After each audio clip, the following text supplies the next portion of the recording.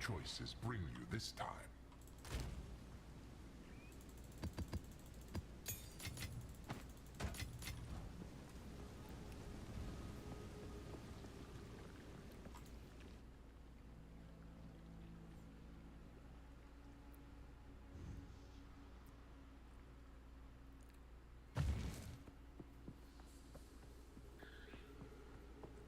Misfortune strikes when you least likely descends.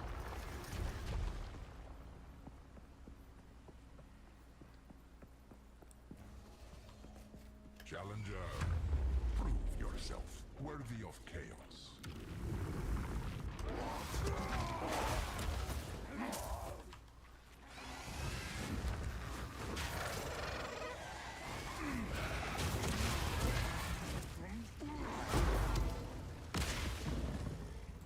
Face me!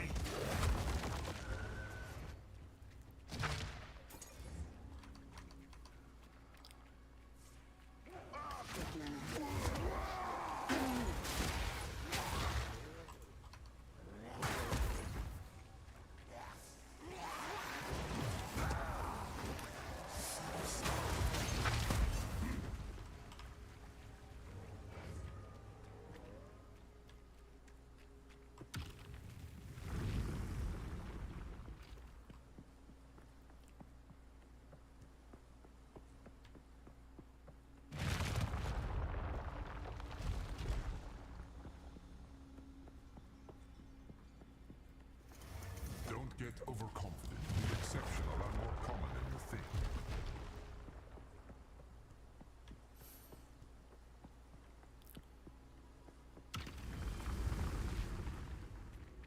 Outweigh my expectations.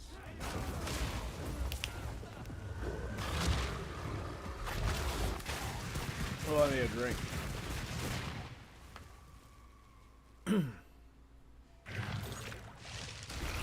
Oh no, my pet's stuck. Look at him up there. Sorry, buddy. Feel my wrath!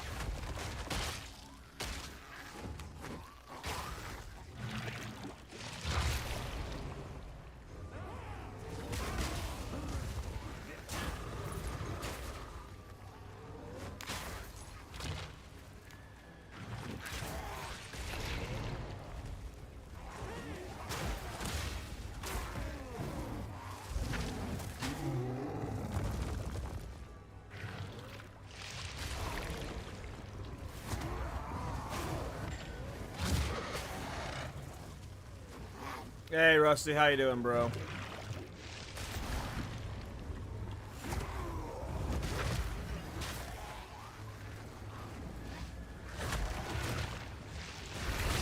Today's Friday? Holy shit, man. You ever have one of those work weeks where, like, you don't realize what day it is? I thought today was Saturday. That's the week I've had.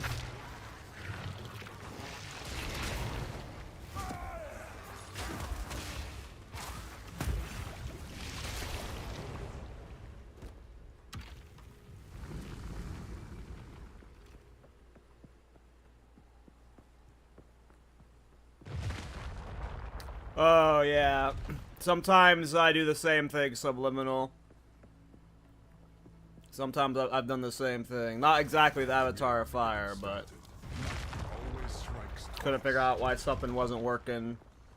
Yep, that'll do it. That'll do it. Yeah, you gotta have physical damage, which, with the version I'm doing right now, it's unfortunate that, like, I don't have much physical damage because of Chernobog.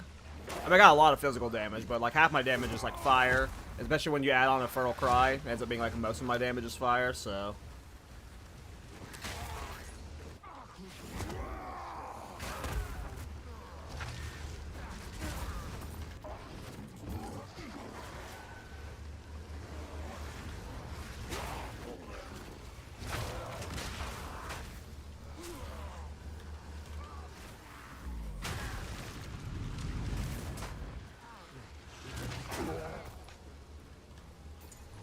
Which is Whispering Ice. Is that the new staff?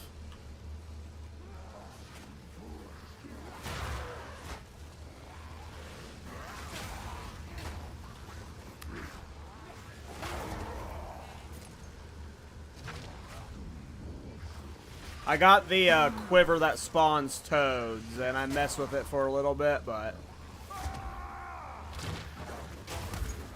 it wasn't as cool as I was hoping it would be.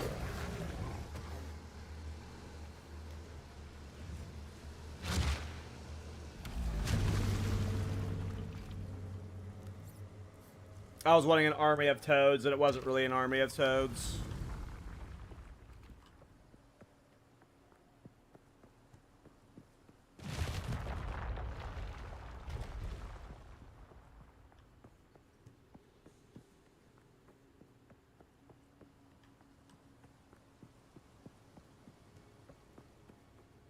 Yeah, I thought about messing with the staff, but right now I'm just kind of like wanting to farm currency. I'm pretty broke. Got like less than a divine right now.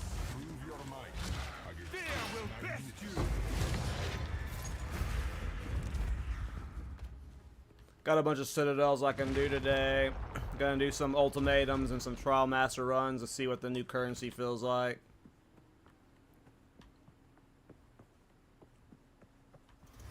Impressive. Hey Panda, I'm doing good. How are you, man? Coagulated masses before you.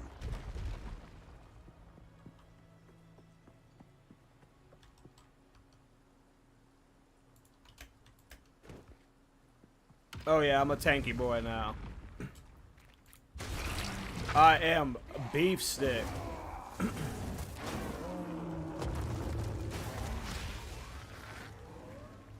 I cleared +4 Arbiter earlier today.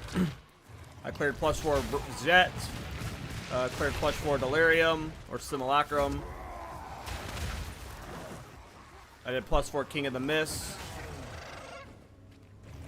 The only pinnacle content I didn't do was Expedition, just because it's so boring having like to try and find Expedition boss. I do have a bunch of logbooks in my stash I can do, but it's just so RNG finding them, it's lame. You just gotta burn a bunch of logbooks to kill them.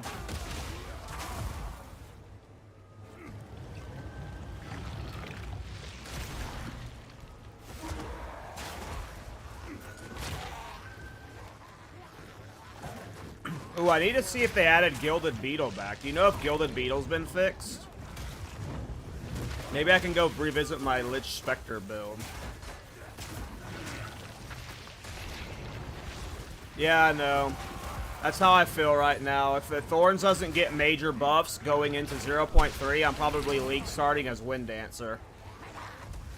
Because agreed. Wind Dancer is just like a better version of Thorns. Well, it depends on the situation, right? Like, Thorns is better in, like, those moments where there's, like, a bunch of hits in a very quick succession for, like, fun boss one-shots and stuff.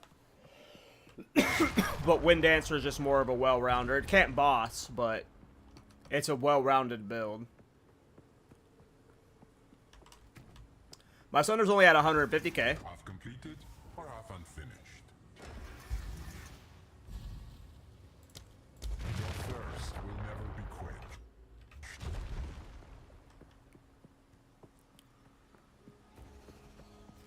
Seek out the cores. Yeah, should go see if they fixed Gilded Beetle, because I haven't done my Zerg Minion Swarm build updated in, like, since I made the build. I didn't even push Pinnacle content with it, because, like, as I was about to make the first video, they nerfed it. I want that Gilded Beetle back.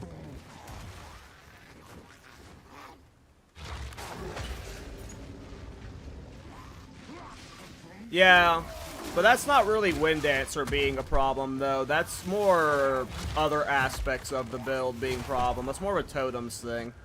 I honestly like Wind Dancer and how it, like, scales off of weapons. Because, like, Wind Dancer isn't cheap to get online. Like, you can kind of level with it, right? But if we're talking League Start, when there's, like, not very many good maces out there that are for cheap,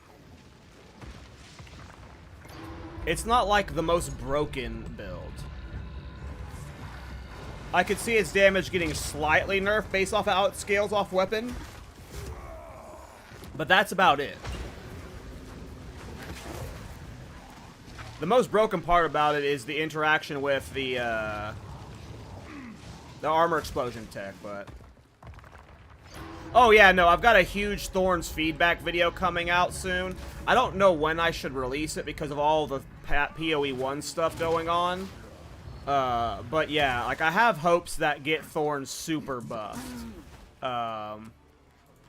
There's two things that are like the entry to the video. Like I go over like 6 or 7 main points, but the two biggest points I have is making the Crown of the Pale King easier access via a Spirit Gem. A lot of people say to make it a Keystone, but if it's a Keystone, then half the tree can't access it early.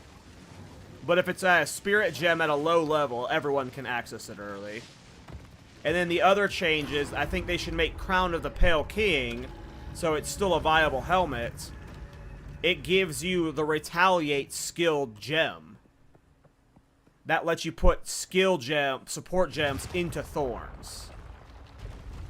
I've got a bunch of other things I think they should change, but if they made Crown of the Pale King a Spirit Gem, and then they let us support gem Thorns, that solves 90% of my problems with Thorns this patch.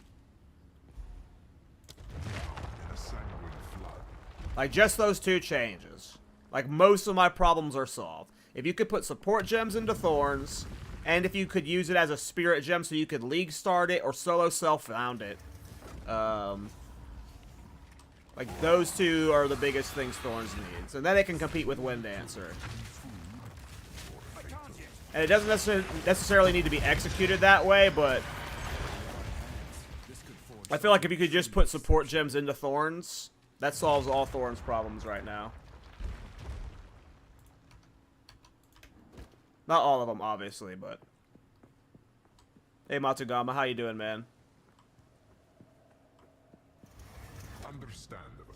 If you're a little tired. My biggest... I agree that there's a lot of functionality problems with Quillburst and Barbs. I also think you should be able to put Barbs on more skills, but my biggest issue with those two support gems right now, which I talk about in the video, is they shouldn't be tier 3 support gems. They should be tier... Like, maybe Barb should be tier 1 and Quillburst should be tier 2. But honestly, I think they should both be tier 1 support gems.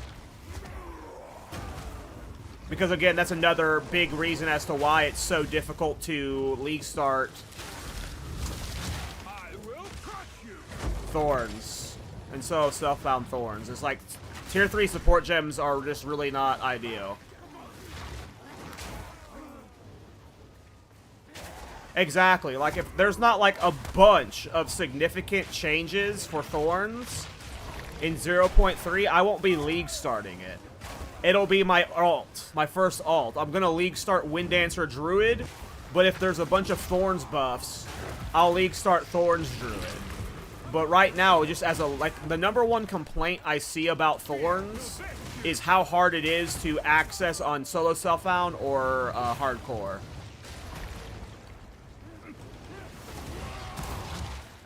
And also that it's just so damn unique heavy. You know, it's a very unique heavy ascendancy, and with armor being not ideal. And there's not very many ways to scale Thorns damage, you know, but those aren't like, those are problems I want to address later. I'm trying to address the core problems of Thorns right now, and those problems are Crown of the Pale Kings and not being able to support gem them.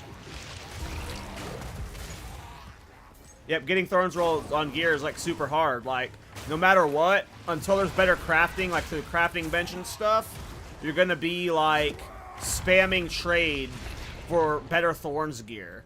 Or unless they just like make a low-level Thorns rune that's super jacked, like, yeah, Thorns is just a rough solo self-found start, so I imagine, unless again Thorns just gets giga buffed, I will be League starting Wind Dancer, because Wind Dancer is just like, especially on a Druid, depending on how Druid and Bear form is set up, The next round to be that easy. I could see it going very well. It just depends on how weapon damage scales with Druid's Bear form.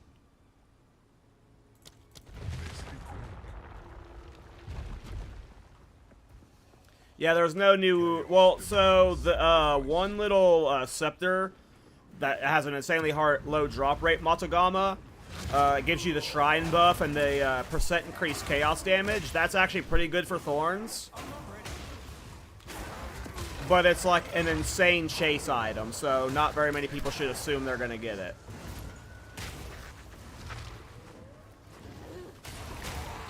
But that was the only Thorns unique I saw on that list.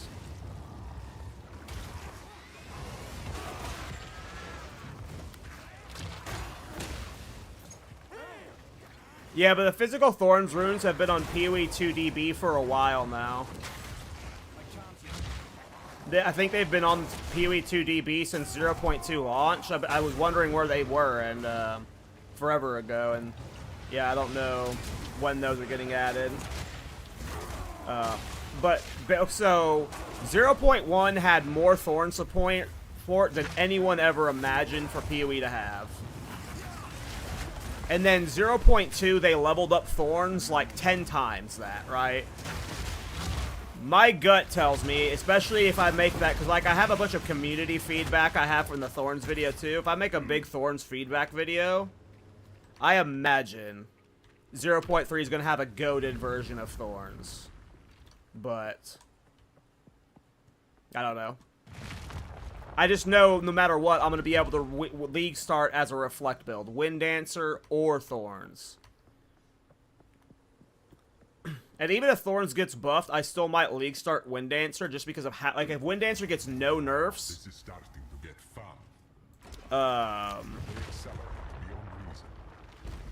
I still might League start Wind Dancer even if Thorns gets buffed, just because like Wind Dancer is just so good.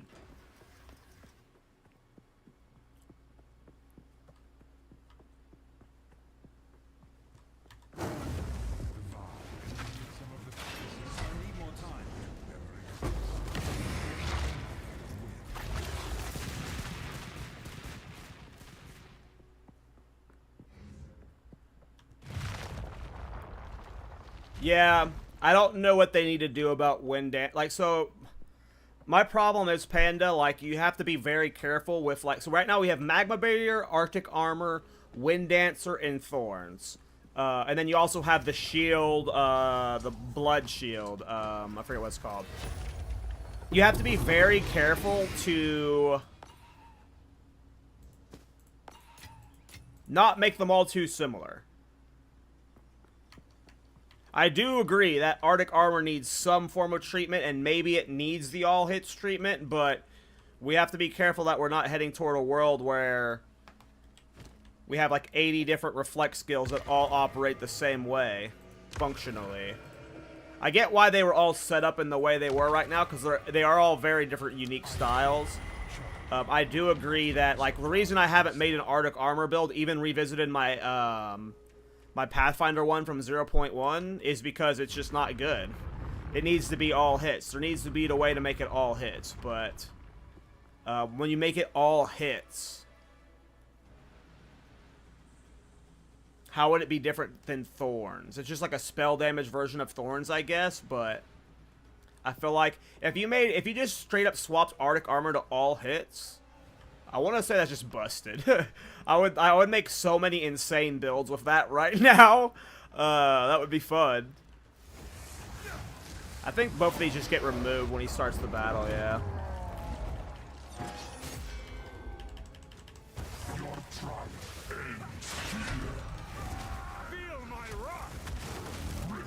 Boom! My service is finally over.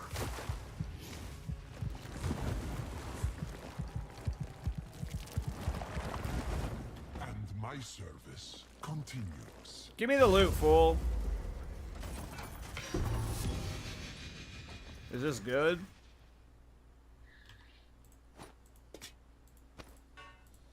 My satchel is full. Does this guy drop new loot? I don't care about tier 2 mask.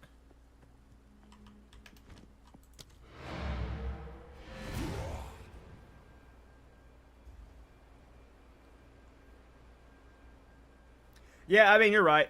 It is all just flavor. Just in my head, I just see them all like... I have got like that, the game dev brain where I just see it like all functionally as the same mechanic.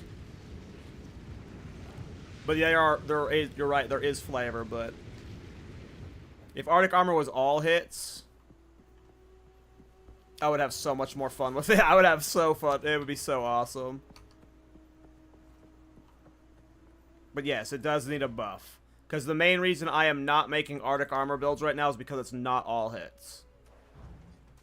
Like, I could get Arctic Armor to do pretty well, but it wouldn't do well enough. Or good enough, whatever you want, whatever the...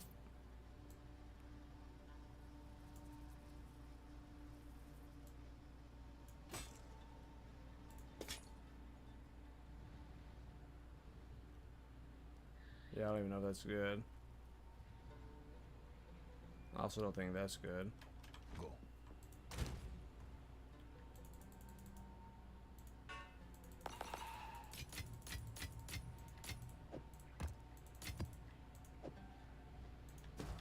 Yes.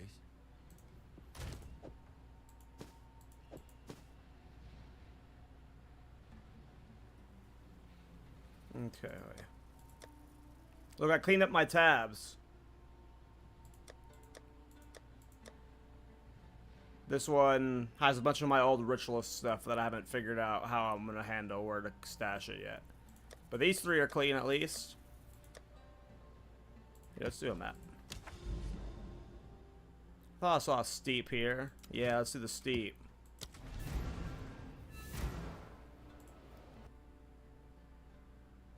Yeah, Arctic Armor's great. You can scale Arctic Armor's damage really well. Maybe I need to do like a weird hybrid build, Arctic Armor Wind Dancer combination on a Pathfinder.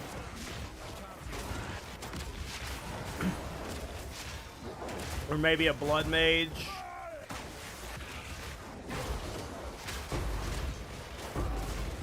I feel like you'd have to do it on a Pathfinder to get it to work the best. Or you'd have to do a bunch of weapon swap shit.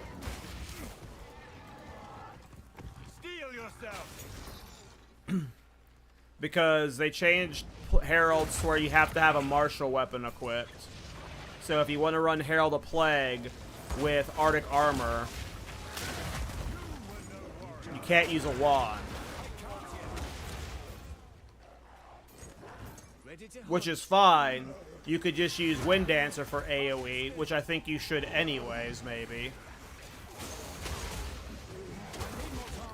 But then you're weapon swapping for mapping and bossing, and I don't know if I like that.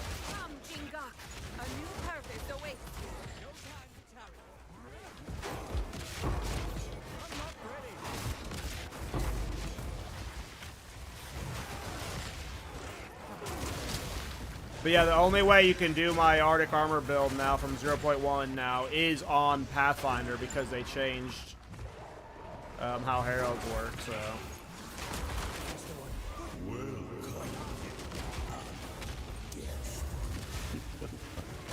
The hell was that? That was crazy.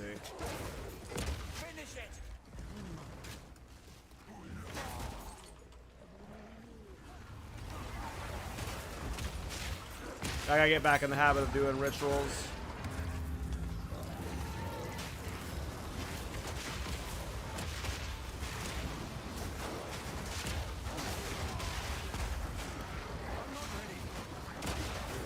Well, isn't there... They will add a lightning version.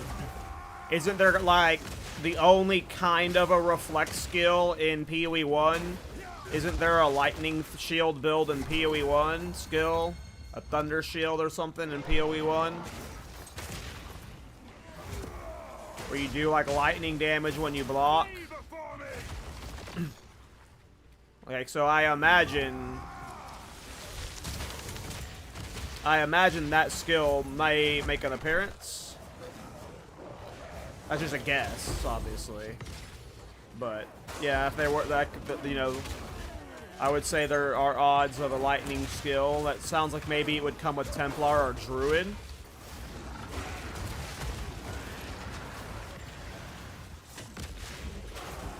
seems like a Templar or a Druid to me.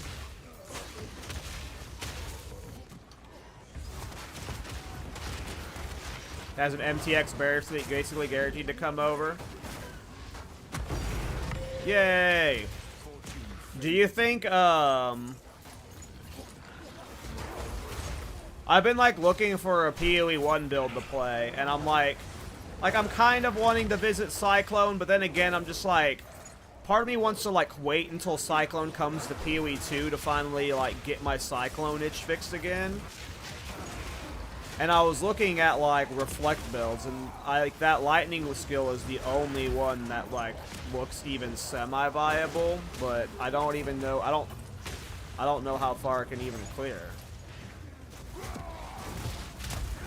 Anytime I ask people, they're always like, they can't kill Uber bosses, but I don't care about Uber bosses. I don't know if I'm going to be playing it that long to kill Uber bosses.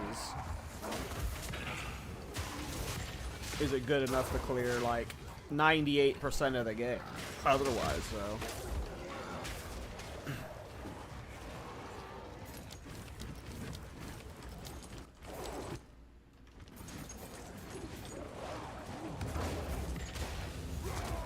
I didn't realize it had an MTX with it, though.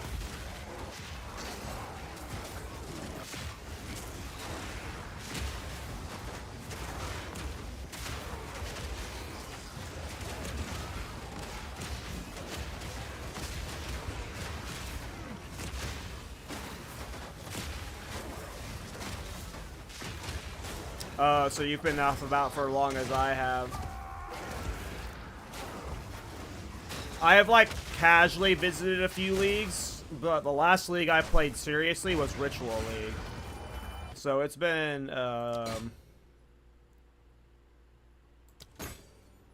it's been a minute.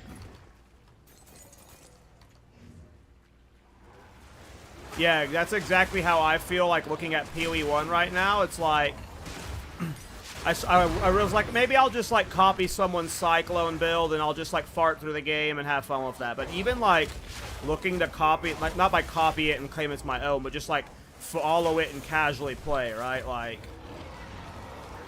I thought about doing that, but, like, even, like, looking up someone's build, I was like, holy shit, there's just so much to this game now. So now, like, I don't even want to, like, try and follow someone else's build because it's just, like, it's information overload with how long I haven't played. So, I'm just like, I don't know what I'm doing for the PoE 1 League now. Before I was like 50-50 on playing, and like, I'm still kind of 50-50.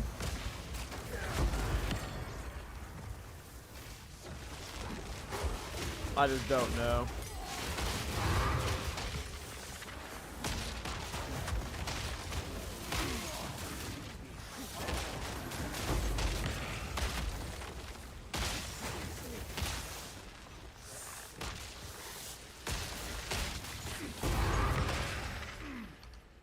It's a lot.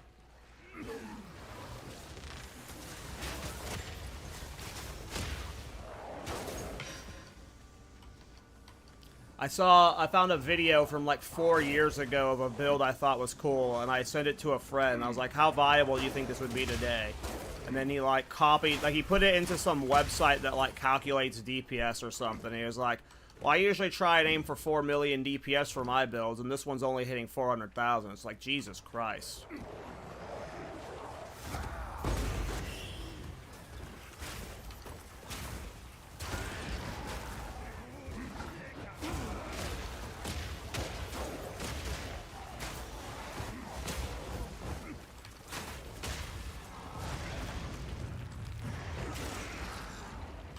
That's like how I feel going into it. Like, I tried reaching out to Local Hall to see if he wanted to do some like weird collaboration, like educate PoE 2 players on PoE 1, but like even just like briefly discussing him with it was just like too overwhelming to like even tackle that subject. It would be like a 4-hour video. It's just like, I feel like part of me just should just go into PoE 1 assuming I'm going to quit very quickly and like only, not very quickly, but like not actually making it to Ubers. Just go in, see how far I go doing some dog shit ass build, and then just wait till next season and slowly rebuild that information, or just not play, because like you say, it is just so overwhelming. Looking up like any old build guides or something, it's just, there's just so many mechanics and stuff, and like all these different bosses. Like, the Atlas is so different from the last time I played, and if you've never played PoE 1 before, I can't even imagine what it's like getting into this game right now.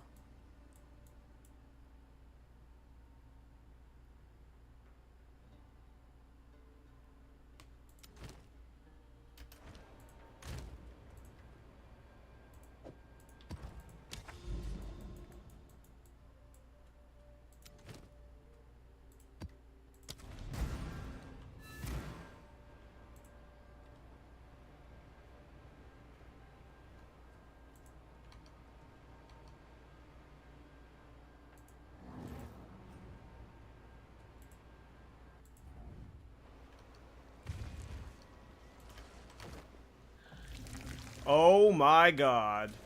Look at that map. That is a smorgasbord of rares. What is that?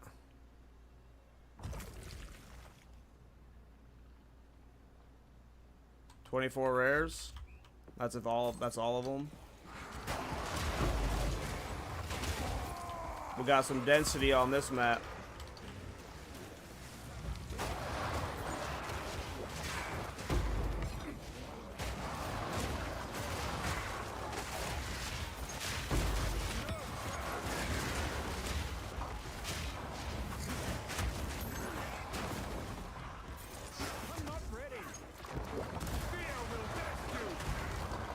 Agreed, Panda. It's very obvious to me why they made PoE 2. And it's very obvious to me why they don't want to ever give up development on PoE 1. The doomers that exist are weird. Because I truly believe they'll want to keep around PoE 1 around forever. Like, they could farm that, not like farm's the bad word to use, but you know, they could make money like to sustain their entire company off PoE 1, off of that player base forever, right? Like, just making the PoE 1 leagues every 4 months, so it's good they're committing back to that and stuff. But I feel like there's no way you're getting anyone into PoE 1 right now who has never played PoE before. And you have to have something like PoE 2 that just gets you super addicted to the genre. Because even if you're super into PoE 2, that might not mean you're into PoE 1. But it's at least the start, and they're starting to like make the systems between the two games more similar. So it'll be easier to jump into PoE 1 once they like homogenize those systems and stuff. Yeah, it makes no sense why they wouldn't want to keep both, especially in like in the world where you're making skins that are like for both games. Like,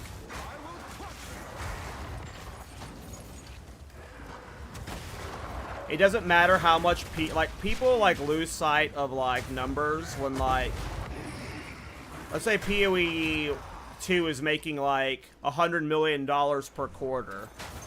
And PoE 1 is only making like 10 million per quarter. These are just made up numbers, right? Like, people will be like, well, it's making 1/10 of the money, but like, you know, it's still making a lot of money. You don't, just because it's not making as much doesn't mean it doesn't justify its existence, but I still think PoE 1 is going to be a serious cash cow for the company. So just from a business perspective, it makes no sense to drop. But they also all play PoE 1 in that office, so they don't want it to die.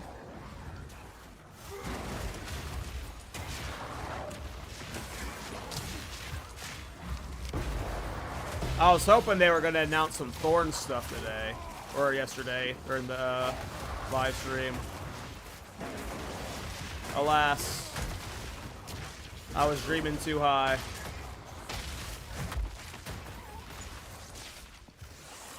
It's so nice having 8,000 life. I recommend trying it out if you haven't.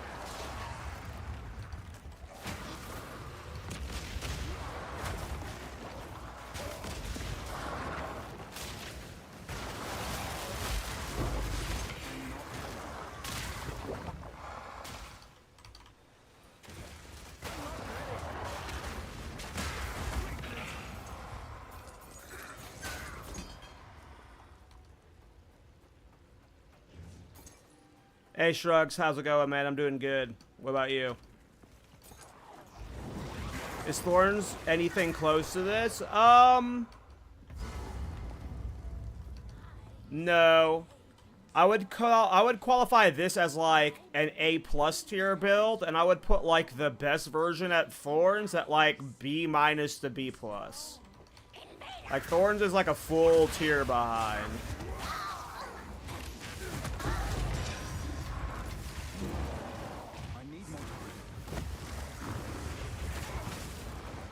Until you can put support gems in Thorns, it'll always just not struggle. Or struggle a bit.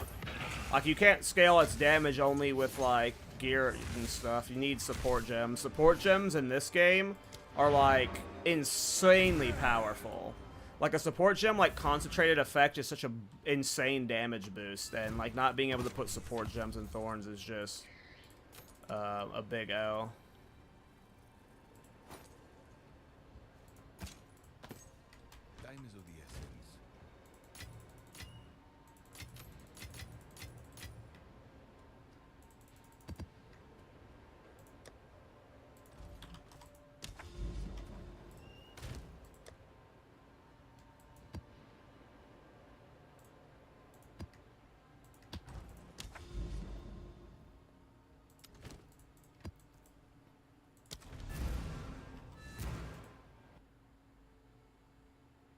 Like, if Thorns, you had, like, all the chase uniques, like Chernobog, Trample Toe, maybe that new Scepter that just came out, like, Thorns can kind of compete, but, like, Wind Dancer is just insanely versatile. Because you can use any skill gem with it. Like, you could technically use Thorns with Sunder, but it wouldn't be as good. Well, maybe it could be good, but not with the way it's currently functioned. It doesn't, like, functionally makes sense, you know. Oh my god, the seeds look so much more obvious. Holy shit, that's such a good change.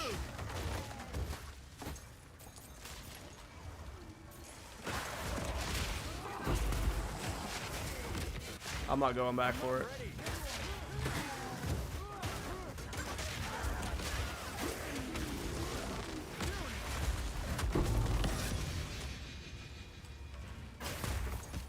I should go back for that rare, though. You never know who's going to drop a divine.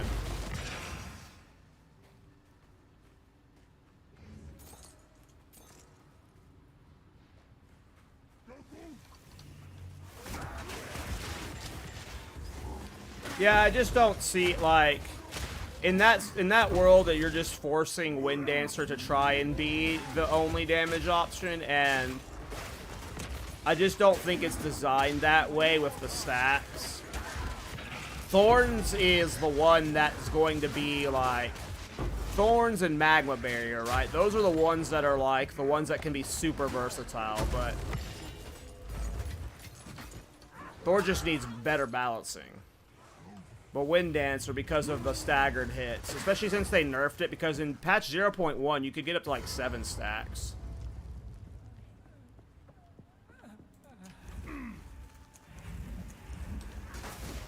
Maybe it's Arctic Armor I'm thinking of. I think you get the 4 stacks in the last batch.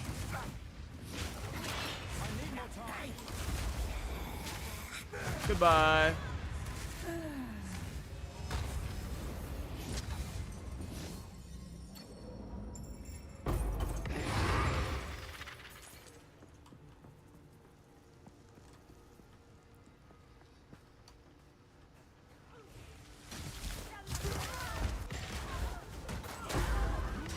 But yeah, like this AoE clear that you have on this guy, like if you go watch my Ritualist video, my Ritualist had better clear than most Thorns builds do.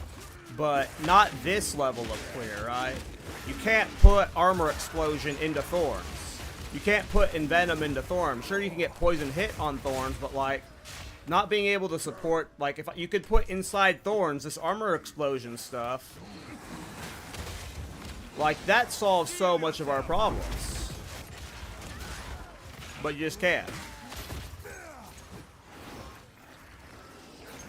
And it's not reasonable to want to run Arctic Armor or Wind Dancer with Thorns, because, and generally speaking, I'm not saying you're going to always, but based off how Thorns is set up right now, you're going to want a strength stat. And you can't just assume every Reflect build should be requiring you to insanely stat to both use Arctic Armor, Wind Dancer with Thorns, right? Like, that's just... They are making it easier to use gems in the next patch, but... I don't know. We'll have to see how much they nerf it by.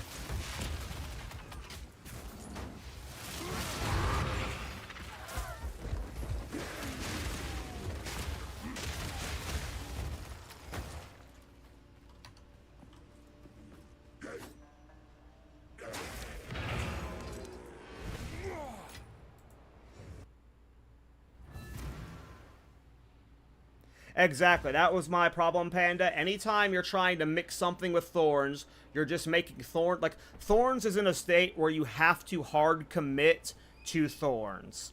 And anytime you try and add anything to make it easier, you're neutering Thorns, and at that point, you should lean into the new thing you're adding, whether that's Wind Dancer, Arctic Armor, Magma Barrier. Which, I think about doing a Magma Barrier build soon, but that's just a side note.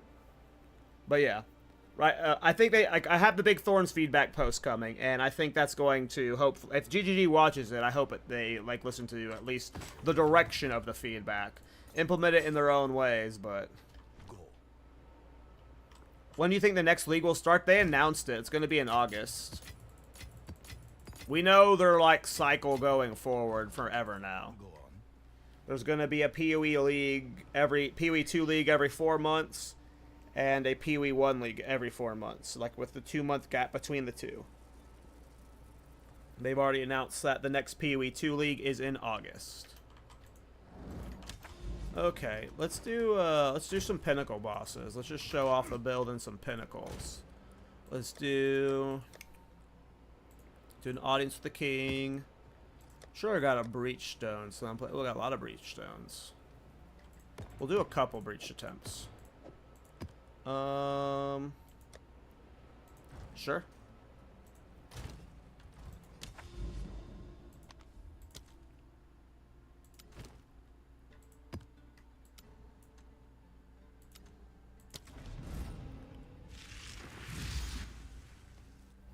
Let's start with the audience of the king.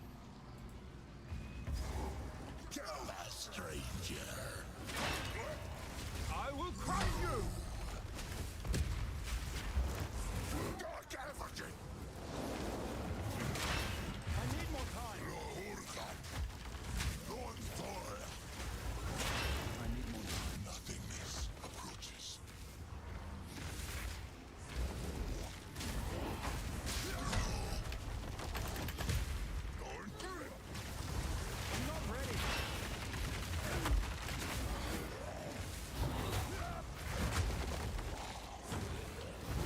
I forgot to swap my weapon sets. This is why I hate doing weapon set swaps, because I'm really bad at remembering to do them.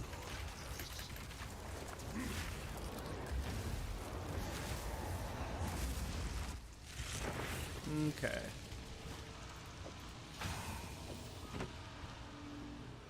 Remember now, breach stones are really good post-patch. Why? Yeah, again, that's another problem I have with Thorns, is I would love to use this chest piece, but there's like 3 pieces you get Thorns from, so anytime it's a piece that does that, you neuter your damage.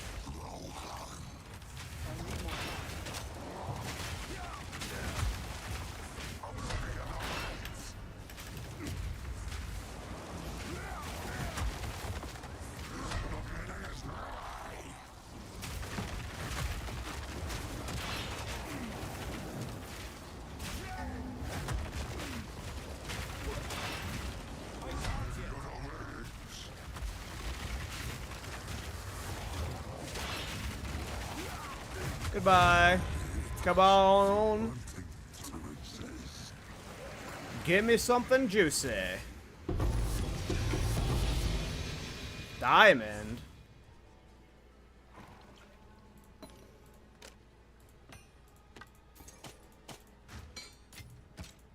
I've nowhere to keep that.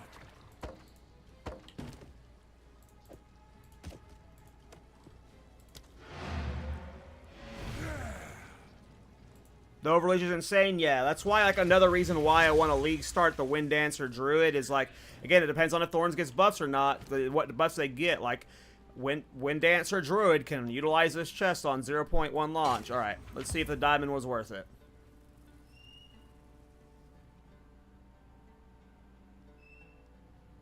Glancing Blows. That's right here, right?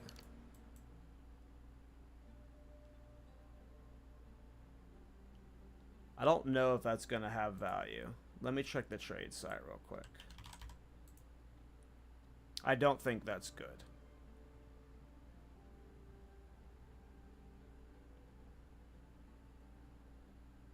Because there's not anything super great here. Glancing Blows. Passives and radius of Glancing Blows can be allocated. Yeah, it's going for a chaos. Yep. Go figure. Do you think this build is viable on a controller? I don't know. Because it depends on what skill you use. I don't know how easy it is to aim Sunder with a controller. But the thing is, you can use any main ability you want with this with this build. So, in general, I would say yes, but I have not played with a controller. I would say most of my Reflect builds are, like, controller and, like, disability safe. I'm not saying you have a disability because you play on controller. You might play on console, but I have a lot of people with disabilities that play with controllers that say that my builds usually work great for them, and I have not heard any of them say anything bad about this build.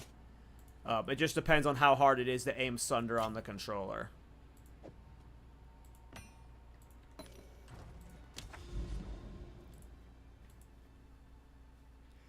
Panda in my Twitch chat says it's super controller friendly.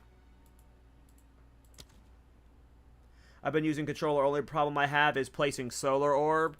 That makes sense. Yeah, I could see something like that being annoying to press.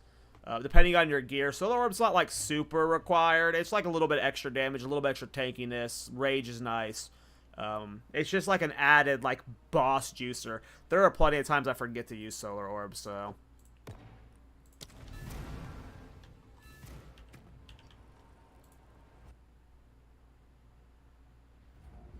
I hope they don't change that armor. I haven't tried it yet. I hope so too. It's really good. I really want to use it on my druid. Like I've been playing so much of this patch, and like I know there's gonna be balance changes going into 0.3, but like I feel like I've learned so much. Like if we were to do a league start right now, like I could make the best Reflect build for league starting, and like if they don't touch Wind Dancer. Like, I can make the sickest... Like, it depends on how Druid is set up, right? So, like, this is just a guess off of my head, right? But, like... So, you know how we have the Infernalist Demon form? And in Demon form, you don't have access to your weapons, so you lose those buffs. But, like, the Demon form comes with a bunch of passive buffs that increase your spell damage, increases, like... the higher the level it is, it gives you +6 to spell skill levels, right? Like, it just, like... has a bunch of stats built into it to compensate for the lack of weapons. And I imagine Bear Form is going to be like that with Druid, right? Like, I imagine Bear Form is going to be like, it's going to have its own base attack damage, and it's going to have, like, a scaling melee gem skill levels attached to it, just like the Demon Form has with the spell skills. If that is the case, and its base attack damage scales with... and melee skills boost Wind Dancer, then Druid's like the best Wind Dancer start ever. You don't have to depend on a good weapon. Now, that might not be how Bear Form works, but this is just my guess based off how they set up Demon Form. Is Demon Form essentially functions as its own weapon while removing the weapon. I imagine Bear Form's the same, right? And depending on how it's set up, if it, like, you have a scaling, like, attack damage that scales off of strength, and you had these melee gem skill levels attached to it, yeah, Wind Dancer Druid seems like the best League starter to me. Even if Thorns got Giga buffed, it just goes hand in hand.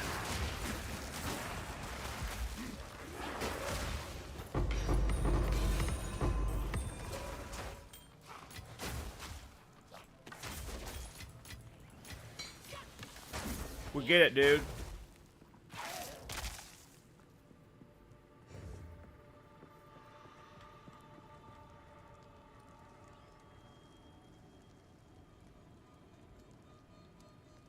Mouse and keyboard kills your hands. Yeah, I used to be like a try-hard StarCraft player.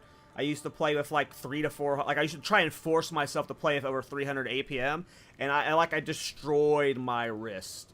I like the only reason, like not the only reason, the main reason why I enjoy playing ARPGs now is even though I still use mouse and keyboards, they're way less like.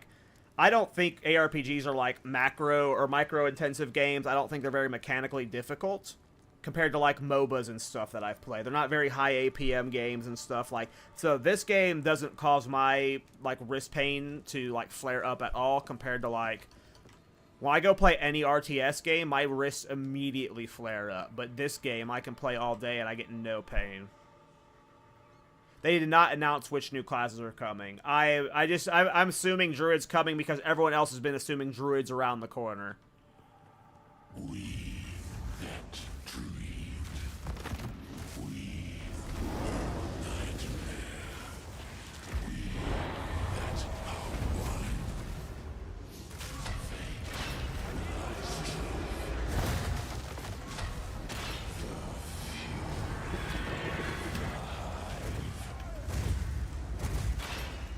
Steel yourself! The abyss knocks us. And is answered. She of storm cruelty.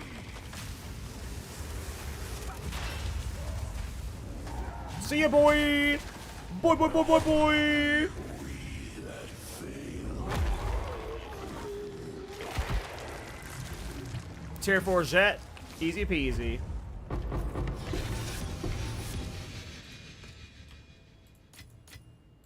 Fortune favors me. My satchel is full.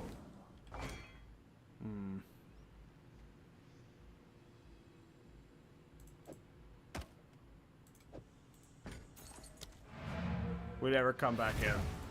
Only one. Only one trip. But yeah, nothing confirmed for Druid. I just assume it's coming, and I want to League start a Reflect build on it, so it'll be Thorns or Wind Dancer.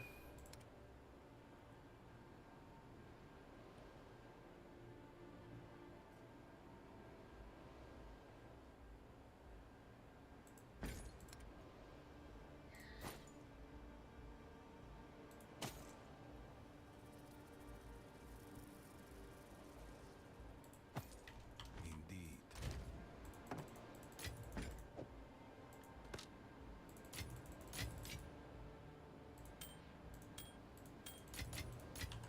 Alright, let's do this other one. I mean, I might as well just slam a bunch of them out right now, right? See if we get something lucky. Just farm some plush Vorjet. Oops, didn't mean to close that.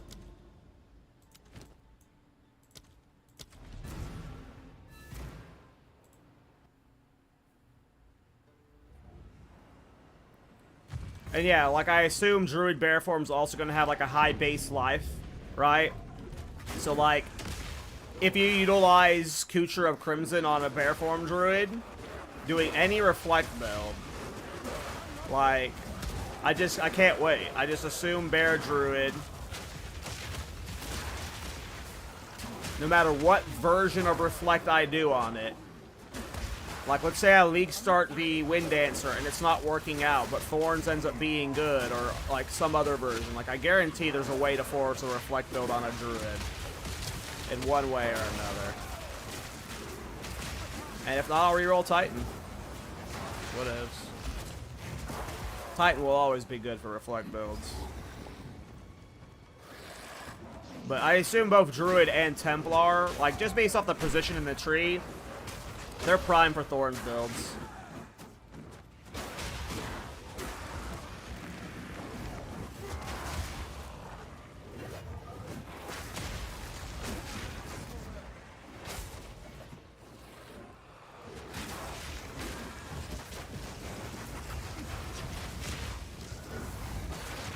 I'm, like, so damn tanky in this build, though. Like, I feel like this is how I'm going to be trying to play all of my Reflect builds. Like, Overleech is insane. I don't know if I can go back to not playing Overleech again, except for maybe on Smith of Katava. 75% block, though, combined with it, like... I have almost 9,000 life and 75% block.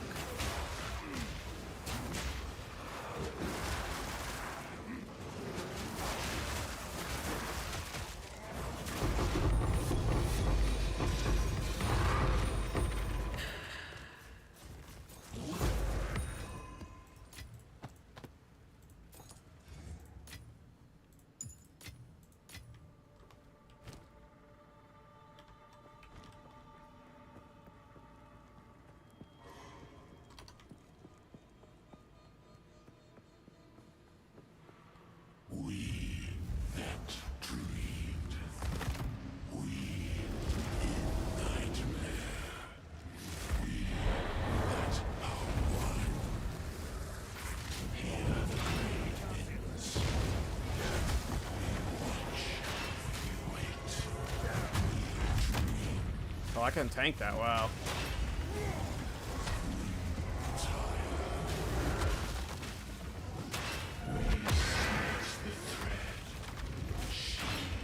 I just love heavy stunning out of everything. Like, he doesn't get like a single cast off half the time. Woo, that was a close one.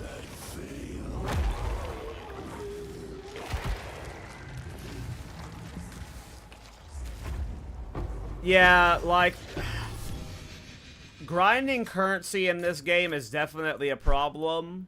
Balthor the Scout.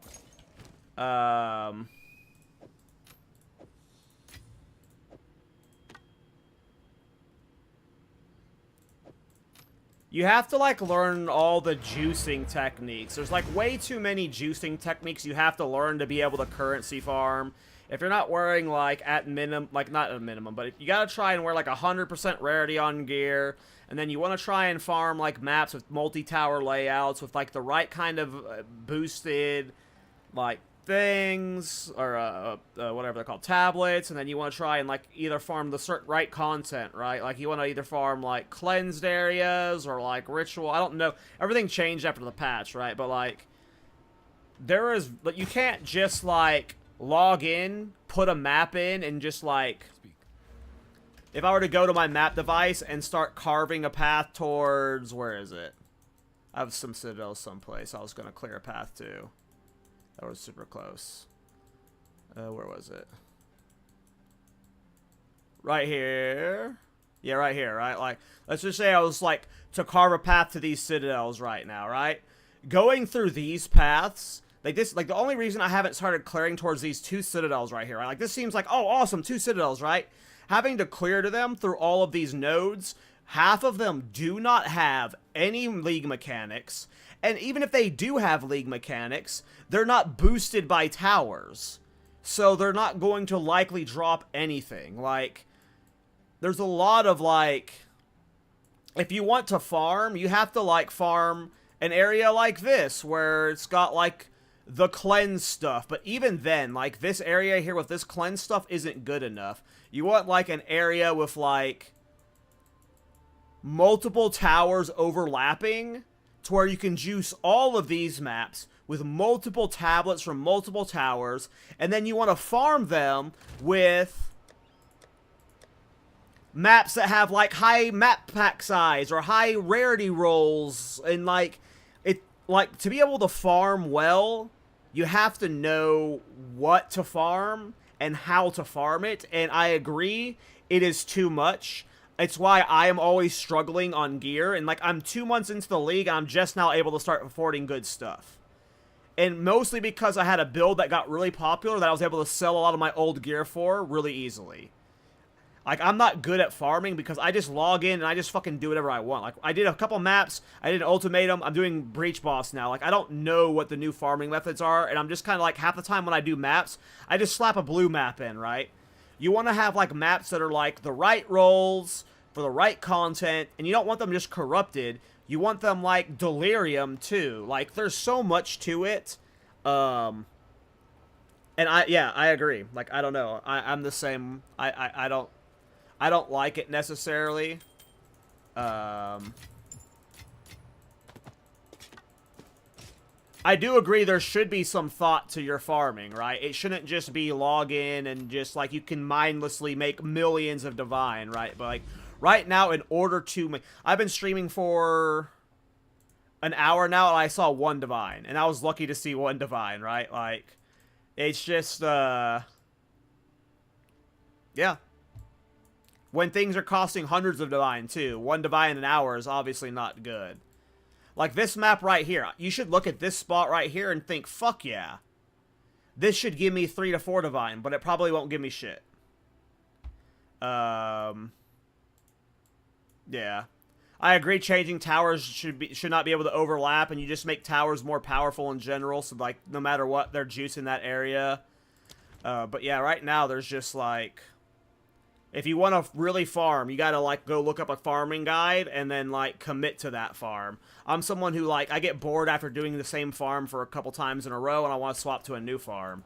And sometimes you need a build or a layout that's designed for that farm. And again, I think, even myself, like, I underestimate the value of, like, the waystone modifiers you have and then the map modifiers you have. Like, there are specific ones you want to do, like pack size or something is better for ritual, right? But, like, you want waystone drop chance for citadels. Is this already a cleared one, or is this a new one I put in? I think this is a cleared one. It's a cleared one.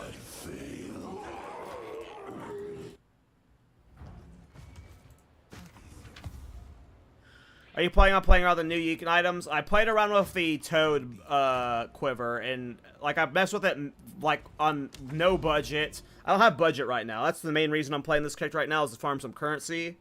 But, most of them don't look, yeah. No, probably not. I might mess with the free staff, but I don't think so either.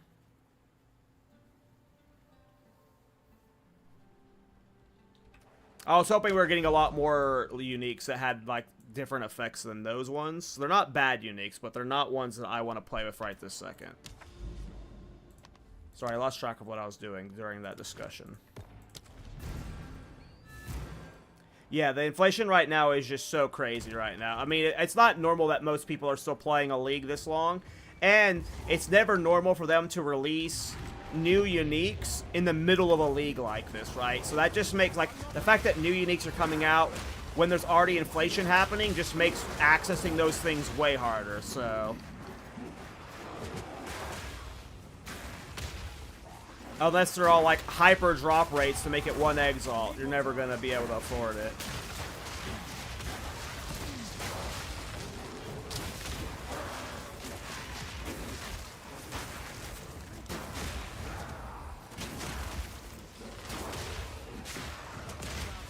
I mean, if you're doing group play Balfour and you're doing, like, 400% rarity stuff like that, like, that's a different game. Like, if you're talking about rarity stacking and group play, the amount of currency those guys get is like cheating. Like, a solo player can never keep up with any strategy. Anyone using 400% rarity and, like, those kind of mechanics are doing, right? Like,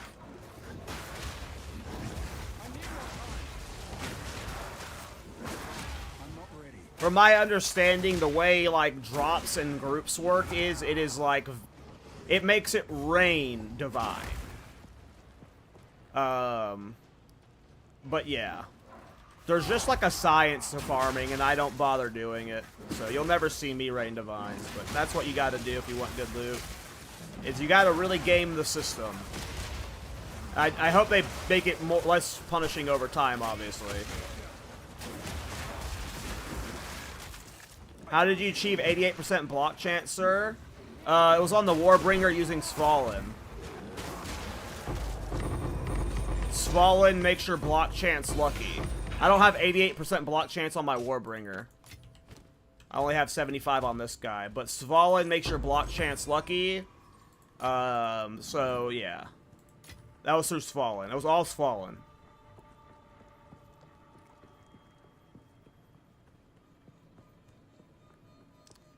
Yep, you'll see, like, all those farmers looking for people to fill their groups. They'll refuse to farm without people in their groups because they're, like, really, like, you can get so much loot. They play a different game.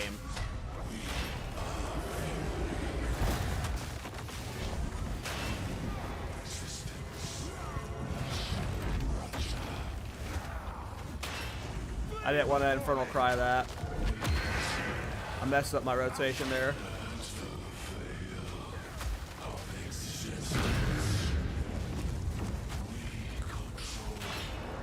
I'm so tanky, this is crazy.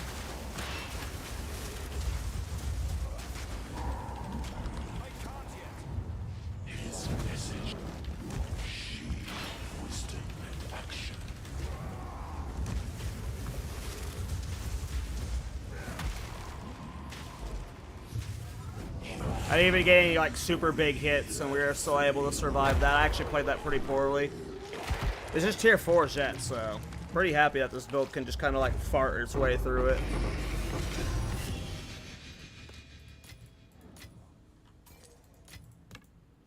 My satchel is full.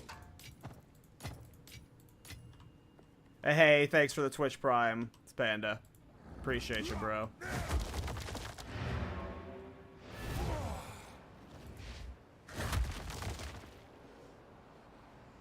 Yeah, I hear everyone say 100 rarities best. I don't even know what my rarity on this gear is. I know it's not 100. I'm actually surprised it's 50. I'm surprised it's as high as it is, so I'll take it.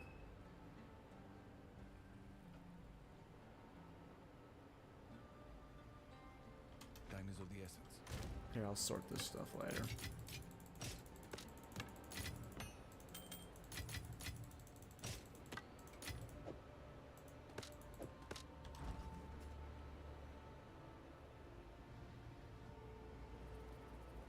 What makes me so tanky, if I may ask? I'm using, well, I'm stacking life, so I've got a bunch of strength and max life. Like, I got 3 Grand Spectrum rubies. I'm just strength and life stacking in general. I'm a Titan, so I get the extra max life. And then I've got the Overleech. Yeah, level, you could try using my Smith of the Katava Reflect build is like the perfect beginner.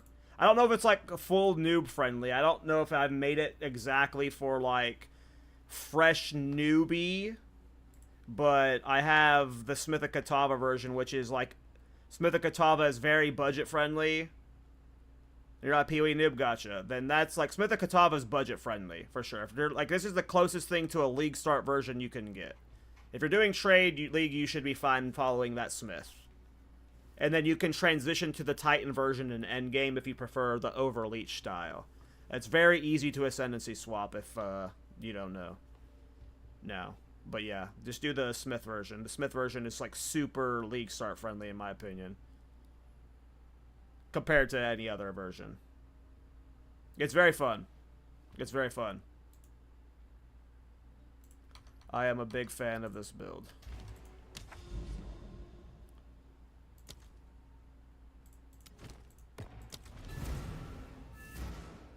He's level 91 in one day following my Smith build? Sheesh, dude. Yeah, the Smith worked really well for me. I don't know. I imagine you can make the Overleech style work on Smith. I just like, the biggest benefit of Smith is that white chess piece technique, and like, you don't have to do the Overleech style on the Smith, probably, but it's so nice running around with almost 9,000 life, so... But Smith is a close second for sure. I love Smith.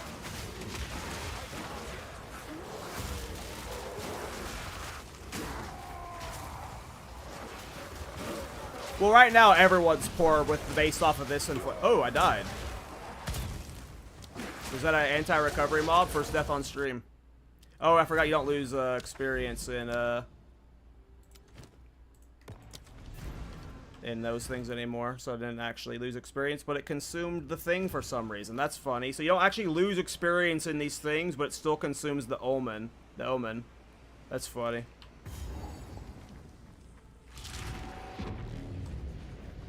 Yeah, that was the biggest thing for me, Cook, was getting good leech stuff on rings and, like, my gear. Right now, I've got leech on my gloves and one of my rings. I wish I had leech on my weapon, too. If I had a good leech roll on my weapon, I would feel way better. But yeah, that's the biggest problem as well. I'm curious how this build holds up on Ritualist. The third ring might be clutch.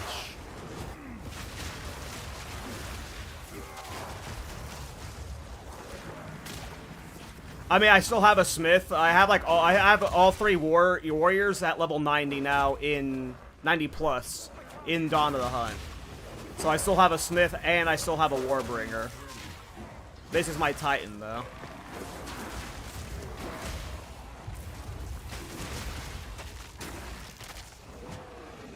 Of all of the Reflect builds, Lord, Smith, the Smith Wind Dancer build is the most solo self-found friendly of all of them. It does require a good weapon. That is like the biggest downside of it is. Like, Wind Dancer damage scales off of melee skills and off of a high weapon damage. Not DPS damage, so like attack speed doesn't help you. So if you just get, like, fucked on good weapons, and you can't, like, get high stats to use Wind Dancer with the strike stacking, like, that's where it's, like, a little struggles with solo self-found. But if you're in Trade League, you can get everything you want on a budget. It is very, very budget safe. The Smith I leveled on a budget of like 1 to 5 exalts per piece tops. I appreciate it, Cook. Okay. Let's focus for the boss attempt. We're getting a lot of breach rings.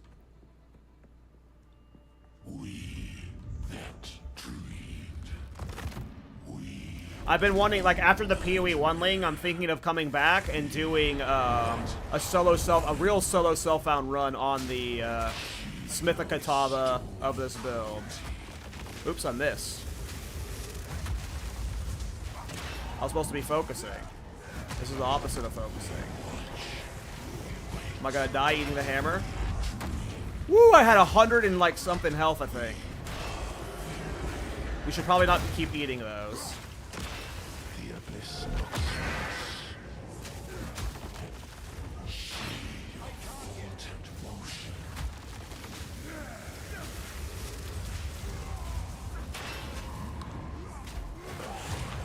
There we go. The weapons are really the unexpected thing to get going? I think so. Especially on the Smith version. If you're playing the Titan version and you're like going for the 9,000 life, that's obviously way more expensive, right?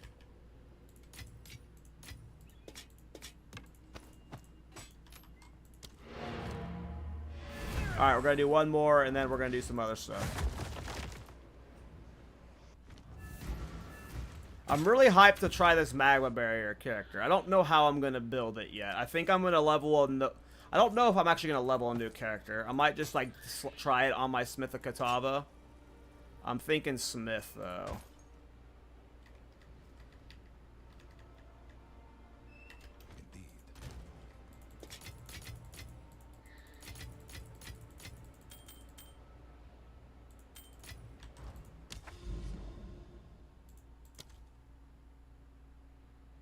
Yeah, that's my, like, Wind Dancer is just too good right now, and after doing Magma Barrier in 0.1, where I was doing 40 million damage with Magma Barrier, there's no way I can make Magma Barrier enjoyable as was in last patch, but I'm at the point where I'm, yeah, I'm doing max tier.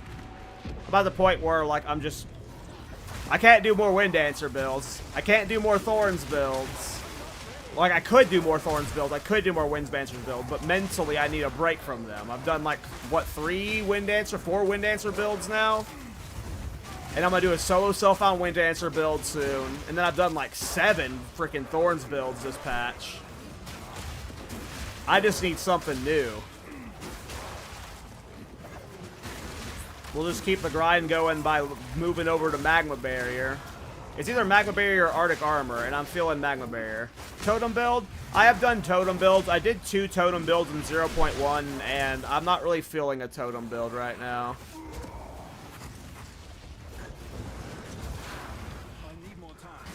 If it gets to the point where I want to do Totem builds, I feel like I just, like, take a break until 0.3.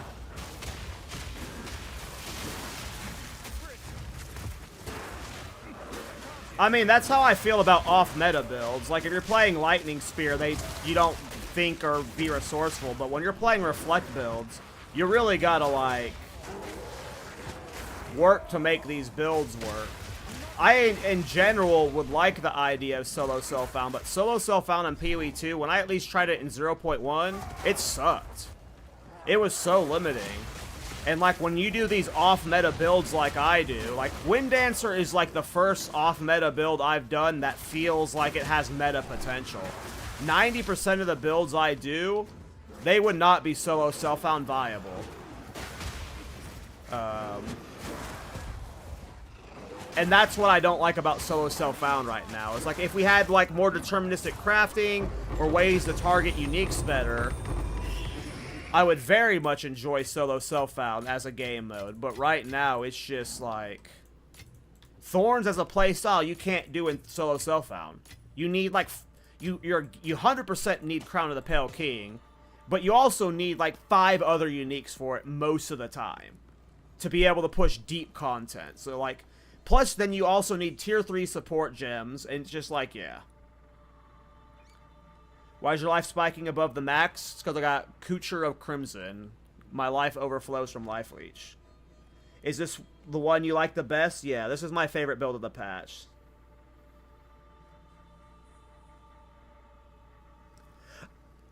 Like I said, it's a PoE 2 thing. PoE 1, I would love solo self-found in based off everything I've seen. In PoE 2, it is just way too limiting. There aren't as many, it's not like PoE 1 where all of these builds are viable in solo self-found. In solo self-found, especially League starting, Thorns, you cannot clear pinnacle content with Thorns in solo self-found unless you get the god tierest of drops. There's no way to craft and force Thorns rolls on gear. The only way you can get good Thorns stuff in solo self-found in this game is through the Recombinator. And, like, that's just, like, yeah, it just, like, doesn't work for those builds. One day, in PoE 2, you'll be able to have, like, so many off-metal builds working in it, but right now, that's just not the case.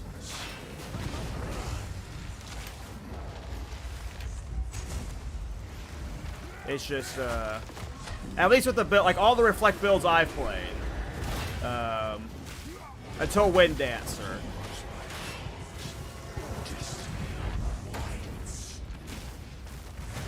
Wind Dancer is the one that's like, oh, okay, yeah, this one's actually functional.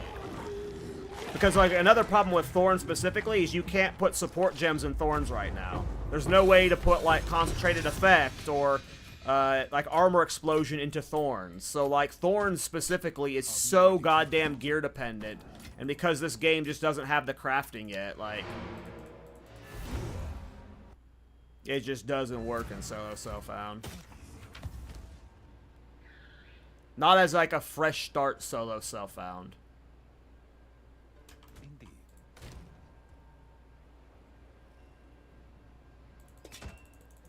But for Wind Dancer, like, absolutely you could force it solo self. Not even, like, forcing's not even the right word. Just go do this build solo self-found. Works. Well, I've got 2 builds. I've got my Ritualist leveling guide. I can link you a couple builds. If you're wanting to play Thorns specifically, this is my best Thorns build. If you're wanting to play the Smith leveling build, there's the Smith leveling build. And this current build just got linked by Nightbot, the Overleech Titan. I like my Ballista Totem build from 0.1. I don't know if you ever saw my Deadeye Ballista build, Balthor, but that build got nerfed in 0.2, so feels bad. This one you have now, that's the Titan one that Nightbot linked. How tanky is that? I mean, it's pretty tanky. I die every once in a while, but it's really every once in a while.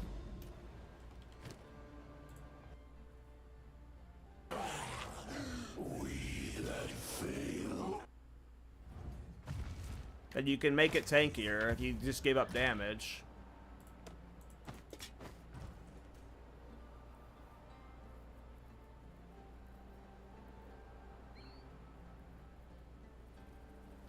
I mean, it's fixable, Jameson.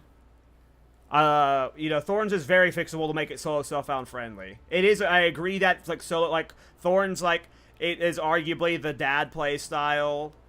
People call it, like, the lazy play style or, like, the farmer play style that you can, like, bot through. I just think it's fun and silly. Like I said, it's the, look at the one Nightbot linked. It's the Overleech Reflect Titan one. It was just linked by Nightbot. Yes. What did you kill? Boss or monsters? What do you mean? I kill everything.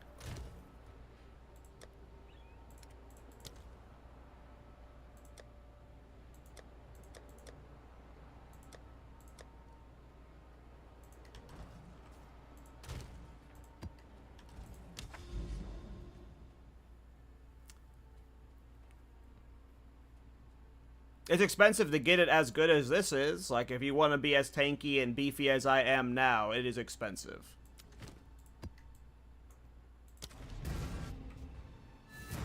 Oh, how did you die? What kills me is the monster modifier that has the reduce. You can't recover over half of your life or something. It's that one that's like the circle aura around them that, like, when you're in it, you can't recover above half. It's when I'm just standing in it, not paying attention. That's like this modifier. I'm in it right now. You don't leech when you're in it, and you'll go down to like 2,000 life, and then you can die. That's the only modifier that'll get me. And obviously, you can die to like Arbiter of Ash one shots, right?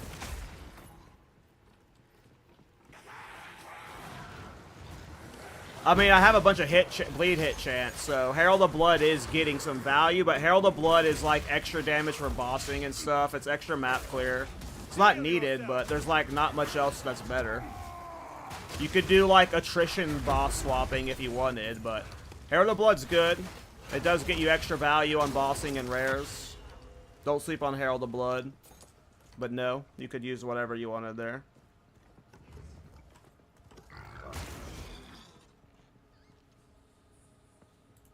I mean, you just need to kill that rare that's got that modifier, and then you won't die. Seems risky. Shut up. No risk. Seems risky. No risk.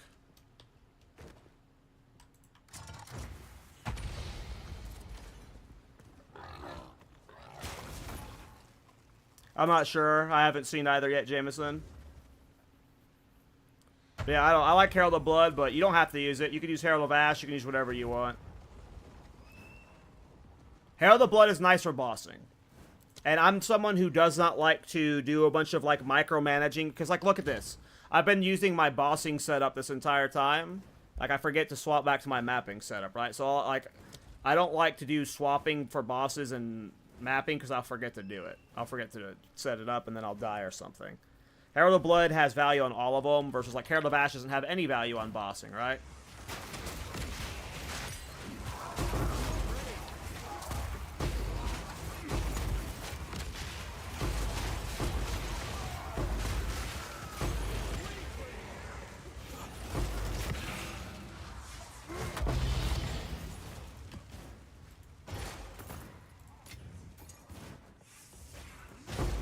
And of course, you can just use Time of Need if you don't want to. If you don't feel like you need Herald of Blood, use Time of Need.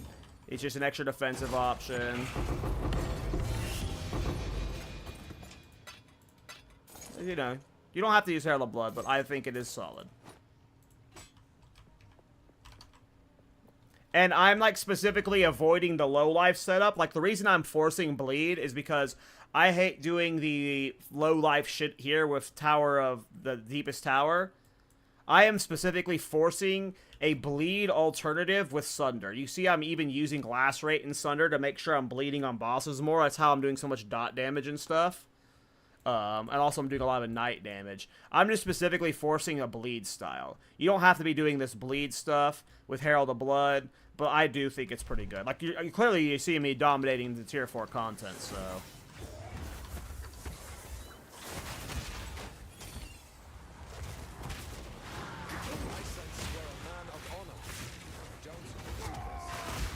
Oh yeah, the mapping setup is better for, like, in general for survivability. The bossing setup is, like, if you're trying to, just one-shot, like, to do as much boss DPS as possible. You're trying to, like, one-shot bosses. It's, like, for the clips for killing Jet. And in general, I don't ever do the swapping for bosses, even off a stream. Like, I just forget to do it, and even if I remember, like, I just want to lean back and never worry about it. So, I use the mapping setup most of the time, too, anyways. But if you're really trying to min-max it, you would be doing a Deepest Tower setup. But I feel like there's so many builds out there that, you already utilize Deepest Tower. It's just like, do we really need another Deepest Tower build?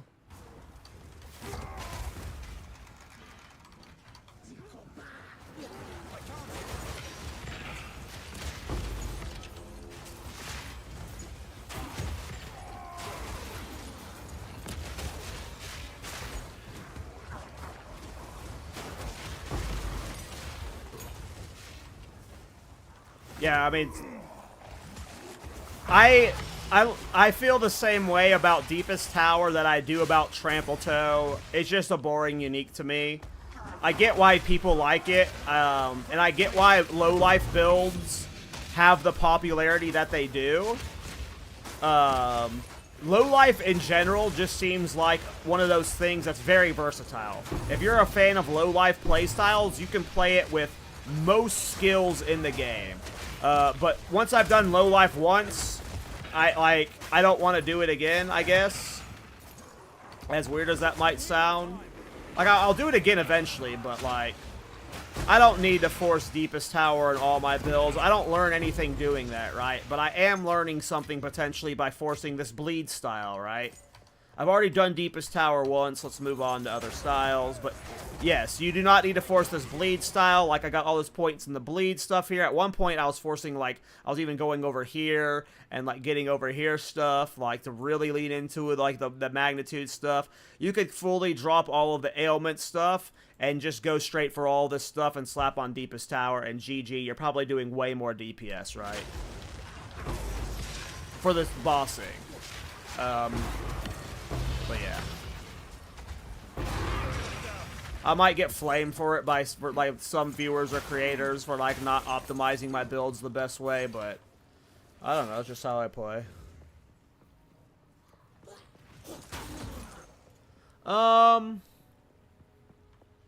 Yeah, I don't know if the item needs to be nerfed. My biggest problem. Like, the item is good, but this cluster here, doesn't this cluster enables it so much? I feel like this cluster is the biggest problem. You just get so much lucky hit stuff from right here. Just so much damage from right here. The helmet's obviously good, but I think it's the that this needs to be maybe split up into 2 areas where you're actually having to stretch for it. But maybe I'm wrong. Maybe it is the helmets that's the problem. Hey, Shadow. Shout out to Europe. How you doing, man?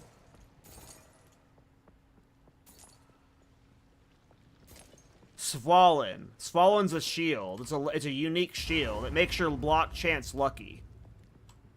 And what that does is it just gives you the higher block. It's like S-V-A-L-L-I-N. Swollen.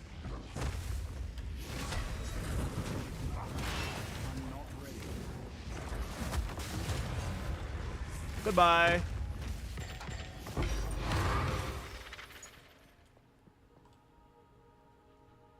Nice, I'm glad you're liking it. Yeah, when I first made this build, I said in the original video, I thought it would be very versatile. You could do it with like any skills and stuff, and I see people all the time, they're doing their own version with some modifications and stuff. Let me find my Warbringer for this guy. Where's my Warbringer?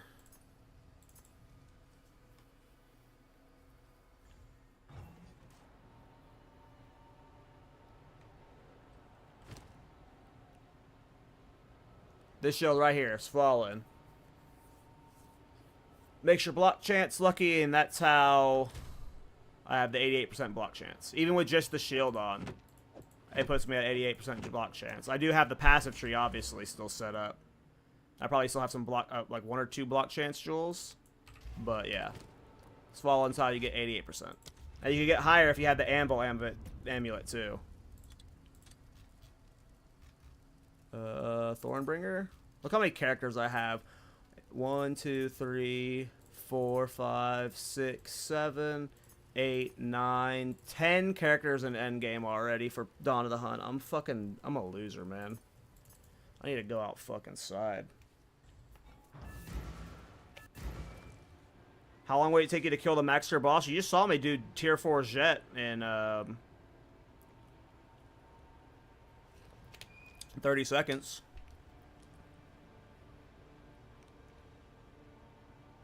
You can levelize Wind Dancer the entire way. Here's my Smith of Katava leveling build. I made a specific leveling build. Oh, no, that's the wrong one. Sorry. That's the wrong one. Don't click that one. Wait, is that the right one? Yeah, that Smith one. It has a full leveling and endgame guide.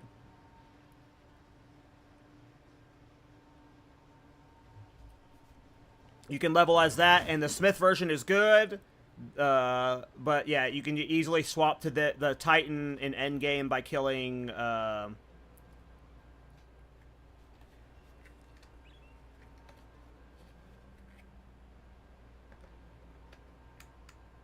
What would you be looking for from exclamation point profile, Lord? What command do most PoE streamers use that for? I'm new to streaming. So I can... Your filters? Oh, yeah. I'm a newbie with filters. I'm pretty sure my filter is just the never sync semi-strict with a cobalt skin from Filter Blade. I've never made my own filters before. I just use never syncs, I think, through Filter Blade. And it's just the cobalt strict one. Yeah, I'm a newbie. I'm a very big PoE newbie, and the idea of making my own filters is just like way overwhelming. I'm not there yet.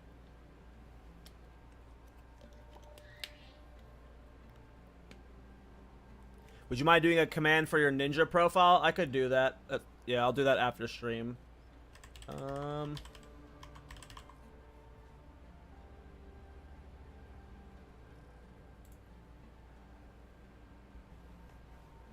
Yeah, that makes sense. I could do one for that.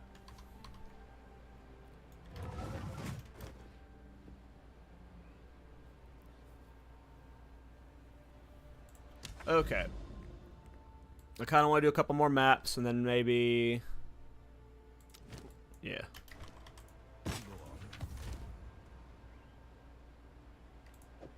Sometimes you can corrupt those, that'll sell well.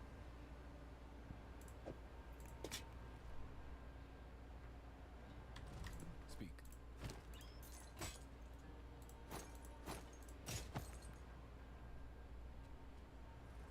Go.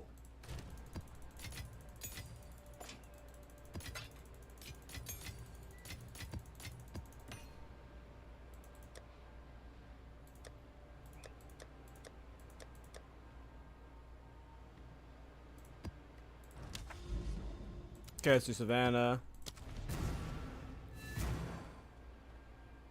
Do I plan to use Headshunter? No. I don't really ever plan to use chase uniques like that. If you ever see me using a chase unique like that, it either means we've been playing the season for like months or I got really lucky. But no, I don't ever plan. I try to make my builds generally budget friendly. The only reason this build is as expensive as it is because we've been playing the season for over 2 months. Damn you, evasive.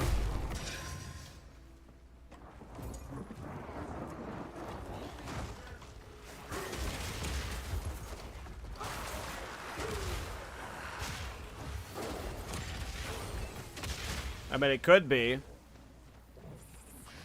It's definitely not like the most meta build. It's expensive, it's like a cheese reflect build, and if you've never played a reflect build, you're gonna die a lot. There's certain attacks you just can't tank that you have to learn you can't tank. Like, if you're just wanting some super brain off, easy, like, challenges experience, reflect builds have a learning curve to them in general.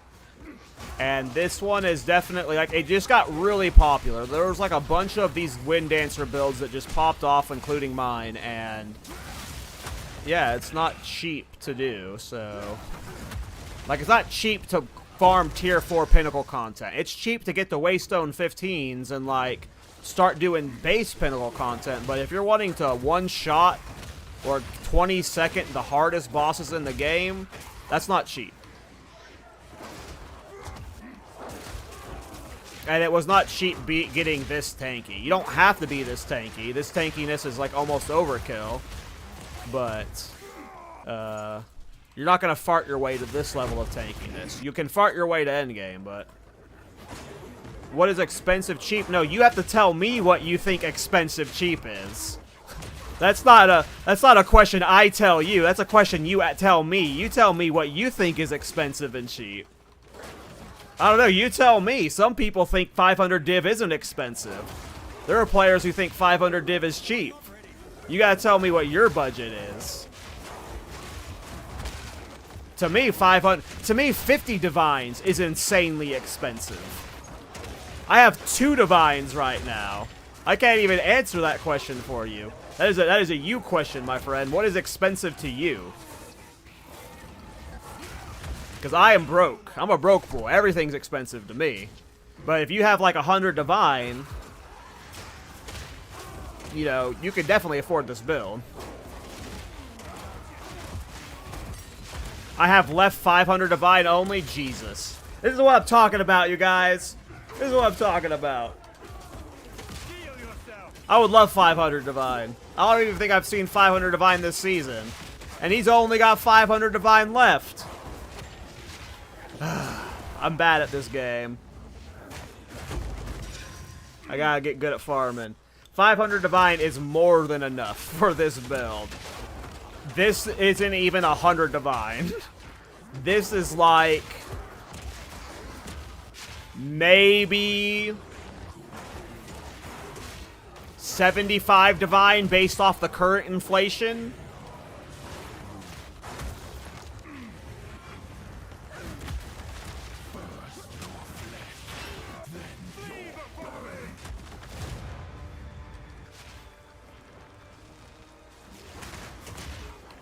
Gotcha. This build is not, like, if you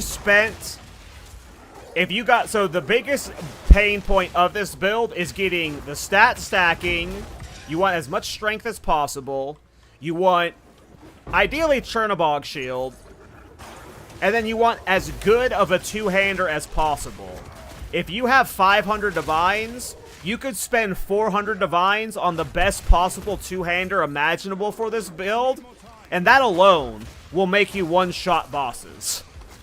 And then you just fill in the rest of the slots easily. Like, if you had 500 divines, you're talking about you wanted to get it to the point where it can 20 to 30 second bosses. If you had a good enough two-hander with +7 melee skills and the best damage possible, and keep in mind I said damage, not DPS. You don't want attack speed. Attack speed increases its DPS, but doesn't increase the damage of the weapon.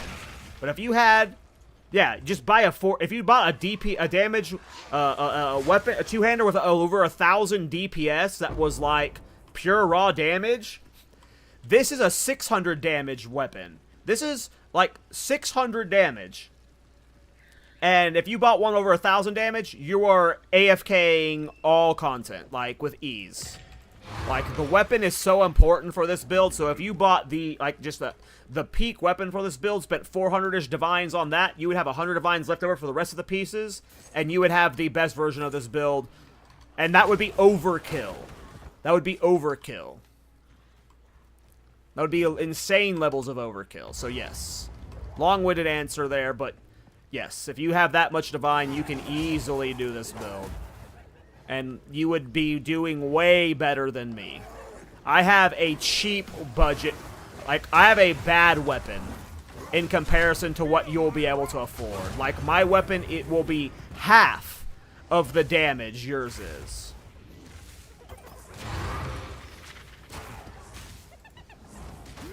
Like, overkill as in, like, you won't need that much damage. You will, like, you won't, like, you will one-shot bosses if you, like, you'll have so much damage. You're going, I don't know if it's ever possible to be 100% deathless versus as a reflect build. There's just random bullshit that happens. That just, like, giga crits you. Like, if you worked in, like, a perfect high armor setup using a blade catcher, because this point is really good, by the way. If you had high armor with this, then maybe you could make it unkillable.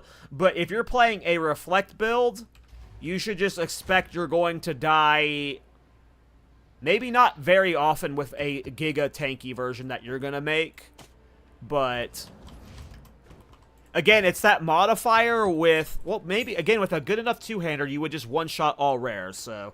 But anytime you run into that modifier that prevents you from recovering over half the aura on rares, if you don't kill that rare instantly, you can die very fast.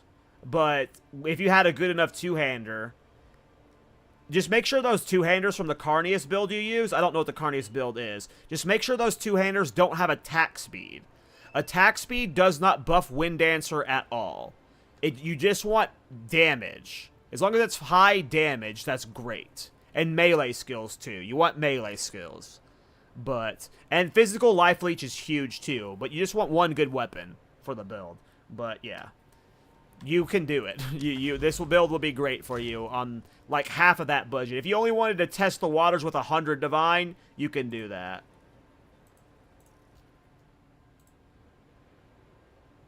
I saw the link you did. I'll check out his YouTube. Oh, I'm surprised. I'm subscribed to him already. Oh, he did the Icebringer build. Yeah. I saw his Icebringer build. I was actually trying to do the Icebringer version with a Wind Dancer. And it worked reasonably well. It just didn't work as well as the Envenom style. So I swapped back to the Envenom style. I've watched his content before.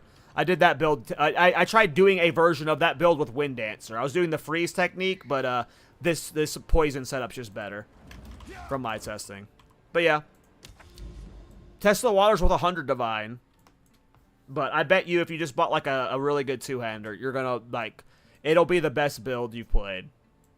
If you invested 500 divine into this build, you got a +3 Prism of Belief for Wind Dancer, and you just went like full to the tits, like. It'll be the best build you've played. 300 div each weapon. If you've already got a 300 divine weapon that's like set up like what you need, not the best mirror ones, I mean, I promise you it'll be enough to like... This build, when I bought it, was very cheap based off of inflation. Again, like I said, it's less than 100 divines. and I am not min-maxed even close. You could get over 10,000 life probably with Overleech if you had like max life in every slot with all like double, like these aren't even double sockets, right? This is one socket, like one socket. This like, if you had like the best setup, my man, this would be God tier. I mean, some people are just good at farming, and I'm trying to be honest with his answer. I am jealous of like of how much currency he does have, but you know, if I had 500 divines, this build would be unkillable and one-shot all content. I just don't have that level of currency.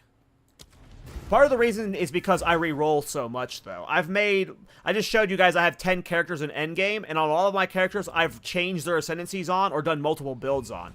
I have done, like, over 15 builds, so I just re-roll too much, and then, like, I don't ever sit there on one character and farm a bunch of currency. If I ever farm currency on one toon, if there's, like, a good magic find setup, I think I would, like, do a lot better in these leagues, but I just, like, my ADHD makes me want to move on too fast. The moment I see something new I want to try, I, like, lose interest in what I'm doing, and, like, I just gotta move on immediately.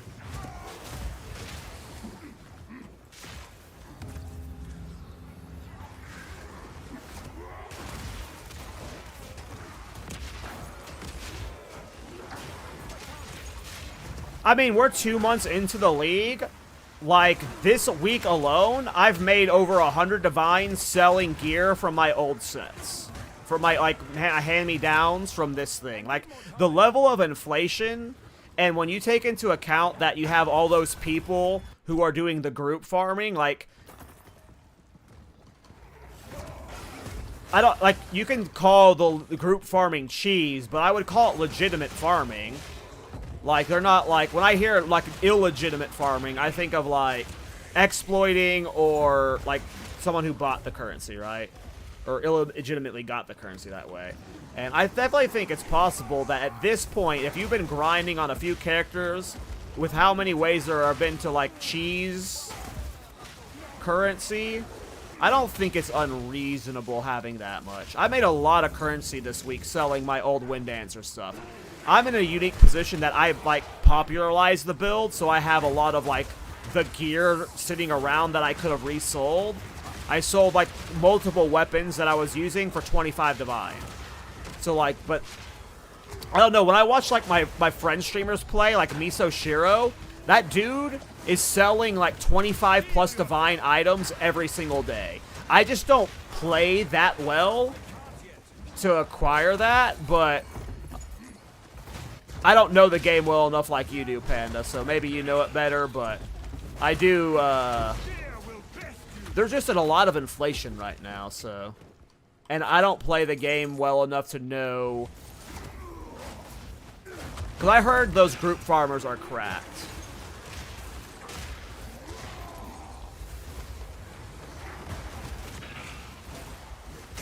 I see what you're saying, Panda.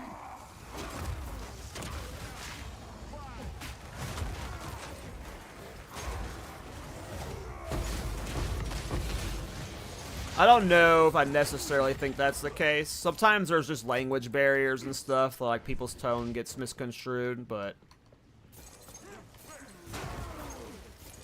if you have that much currency, I would have just YOLO'd sent the build, right? That's where my headset's at, mindset's at, like where you were. If I had that much currency, I wouldn't even be thinking about it. If I was able to farm that much currency, I wouldn't be thinking about it. I would have just, like, bought the build and tried it. But it just depends on how you play.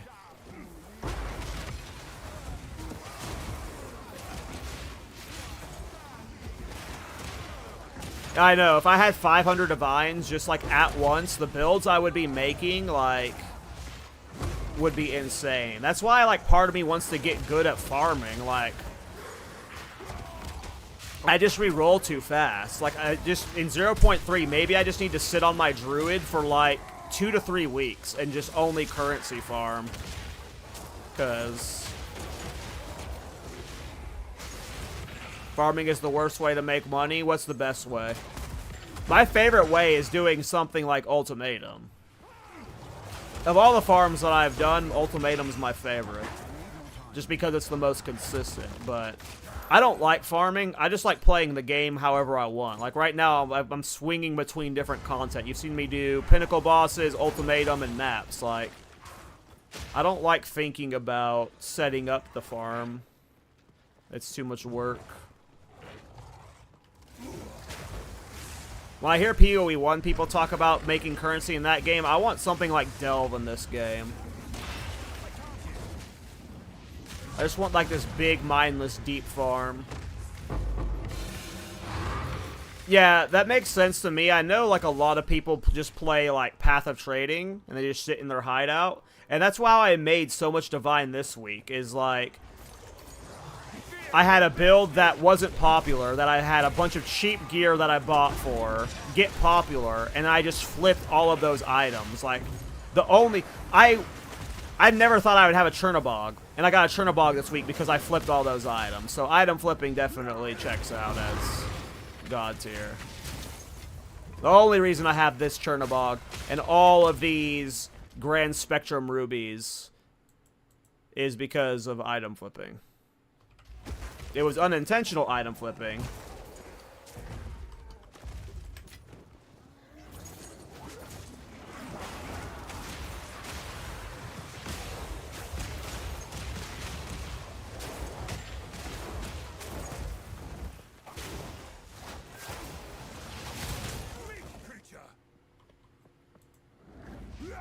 Fast metabolism or goring? I've got fast metabolism right now. I was using goring at one point. I was using both at one point. I stopped using goring just because I was trying to get as much max life as possible.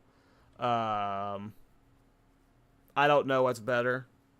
You don't like. You still have an insane amount of life with goring, and the leech and physical damage is obviously nice. It could be like a misplay to not be taking it. I've tried both. What the fuck is this from? Oh, that's from my, this shitty thing. I was trying blood tearing out through this thing because it's just bleed magnitude, physical damage. Fast metabolism was specifically nice in Simulacrum. That was the only reason I kept fast metabolism. If you don't ever do Simulacrum, I don't think you need it with this much life. But if you have a lower life pool, fast metabolism... Oh, I already cleared this thing. Duh. Brain off. We need to go kill... whatever, we'll just save the map's clear.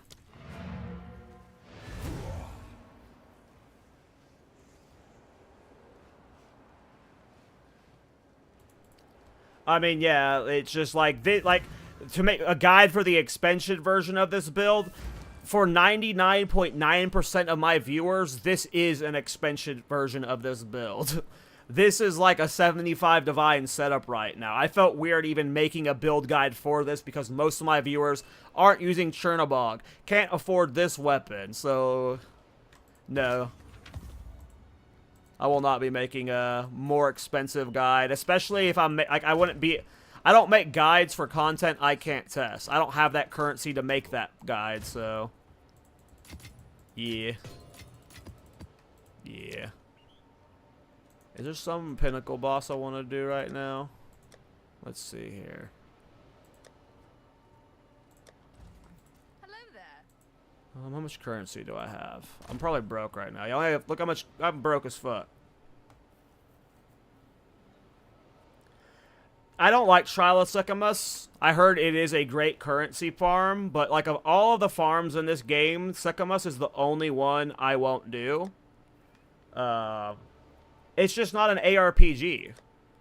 You're not playing an ARPG when you're playing Trilosicamus. Let's go do an ultimatum. Let's go kill some Trial Masters. Let's see if we can get... I heard Trial Masters can drop some really good, relics, or not relics, socketables that sell for a lot right now. So let's just go send some Trial Master attempts for a bit. Trial Master is super brain off, so I can just talk to chat too, so...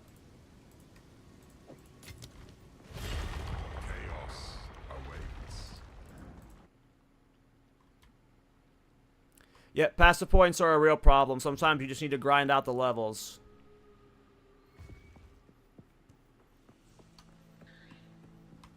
A lot of builds, it's not just passive points that enable builds, but sometimes it's just the level 20 skill gems. Sometimes hitting level 90 is just, like, really a big boost for a lot of builds. While all of these just lick ass.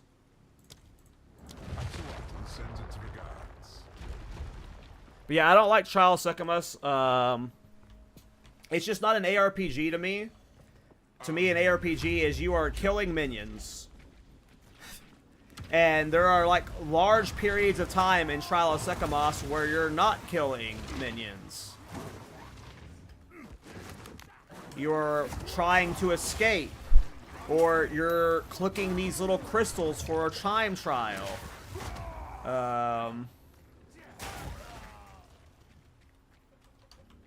Yeah, I don't know. There are aspects of Trial of Secamus I like a lot. The bosses are cool. But, like, half the time you're not playing an ARPG. You're playing, like, an escape room game. And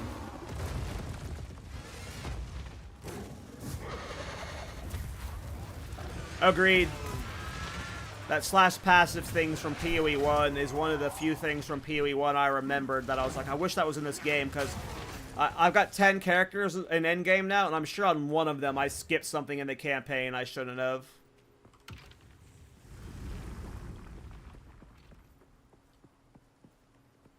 I know, Panda. That's what I've been thinking for so long. Like, I don't know if I want to just, like, farm a bunch of currency for a better mace or not, but, like, if I had, like, I could literally double my damage. That's insane to me.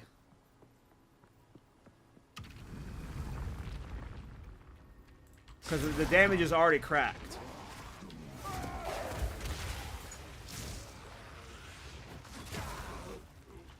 I guess part of it is I don't know how to make money in Secamus. Anytime I run Secamus, I just don't make money.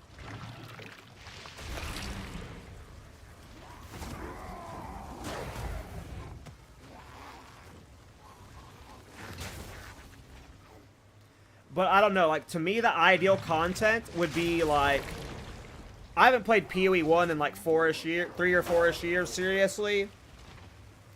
But I heard the PoE 1 mapping meta is you sit in your tab for, like, an hour and you craft, like, one map type. Whatever your favorite map is, and you make, like, 100 maps for it, and then you just spam that map for 4 hours. If I could, like, spam Steep for 4 hours straight, like, that's my ideal gameplay loop. Just the most brain... Like, I want to do a bunch of other content and stuff, but, like, when I'm in grind mode, if there was just a way... And that's why, like, Delve seems appealing to me. It's just, like, Delve is just this thing you go and do, and you just go down until you can't go down anymore. Like, you just shut your brain off and you just go. In this game, to farm content, there's just so much micromanagement and knowledge of all the systems that, like... I just want to be brain off and farm something sometimes. And I feel like Ultimatum is the best version of that in this game. There's no thought in the Ultimatum. You don't need a good Atlas passive. You don't need to, like, you just need a build that can do Ultimatum, right? There's nothing else to Ultimatum. You just, as long as you have one of the Ultimatum, inscribed Ultimatums, and the build can do it, you just go. You don't need to know anything else about Ultimatum. We are only getting started.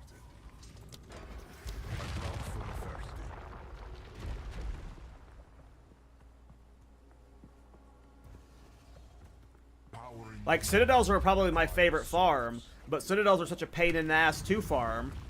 You have to clear through, like, a bunch of maps that have no value. I see some people say the best way to Citadel farm is you do Tier 1 maps. You just carve the path through Tier 1 maps on a character that can clear it fast.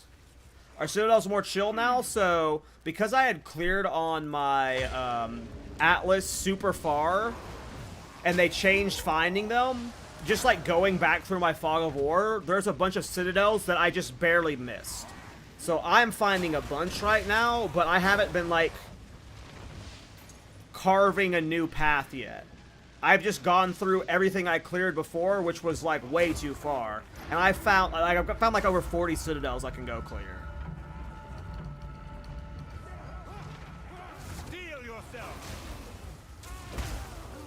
Citadel spawn like crazy now? That's good. They should spawn like crazy.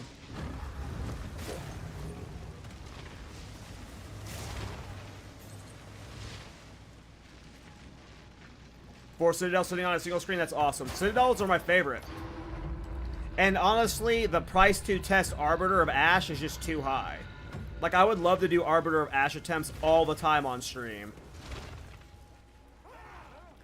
Why did I remove Strip Away from Solar Orb on Mobalytics? Did I?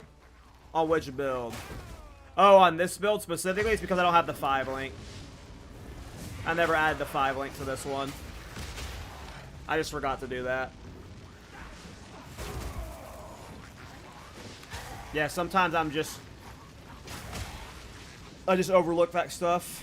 Still a newbie when it comes to the build making. I probably need to make a community Discord, because I'm sure there's plenty of people that like would catch those things if I posted them. But yeah, that's just an oversight.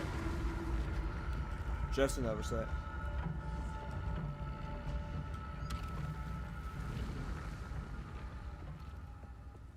Yeah. I sold 2 of the Purity of Flame today. I was killing Arbiter earlier today because I just had so many Citadels. I got 2 Purity of Flames. One of them I sold for 15 Divine, and another one I sold for 10 Divine. Descends.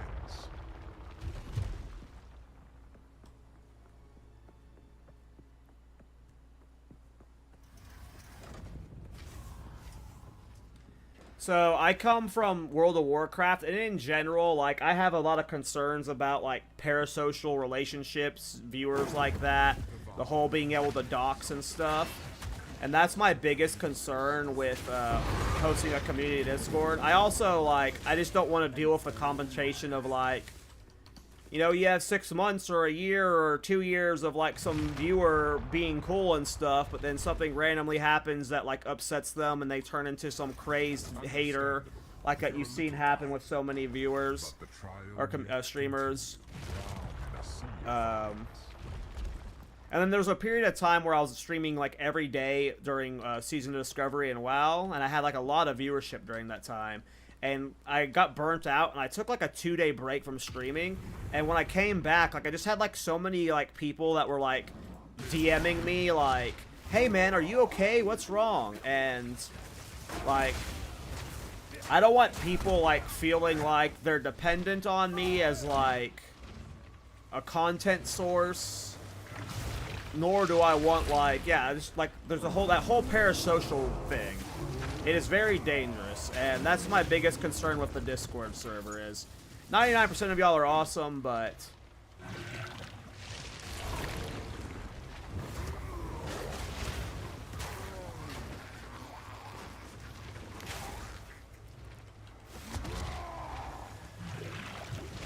the day I set up a server is whenever I have, like, a mod team I trust to set all that stuff up and run it for me. Because I'm not going to be, like, my biggest thing is, like, having, like, one of the biggest things, not my biggest thing, is, like, eventually having to ban people who are being problematic and stuff. Like, I don't want to have to, like, eventually, if you're a big enough creator, having to run the Discord is just a full-time job. And, like, I don't even want to, like, have to deal with that at all. So it's just, like, it'll happen eventually, I assume. I'm just digging my heels about it. I feel for good reasons, but one day. One day. Way too late, I'm in love with you. That's okay. It's when you try and show up at my house that things get weird.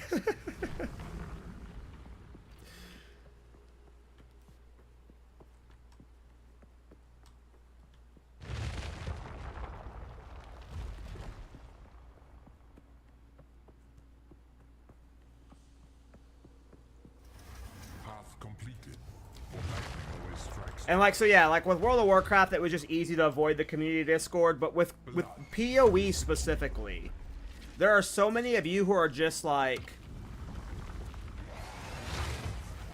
one, just smarter than me at the game, but, like, some of you are just, like, spreadsheet warriors, or, like, you just haven't been in PoE for so much longer that, you know, like, yeah, you know what I'm saying. Like, you'll be able to, like, if I posted a build guide 4 hours before it went live, Like, some of you would be able to, like, oh, you forgot to talk about the Act 3 rewards from the Venom crits, or something like that, right? Like, there's a lot of benefits from that, from, like, a build guide structuring environment.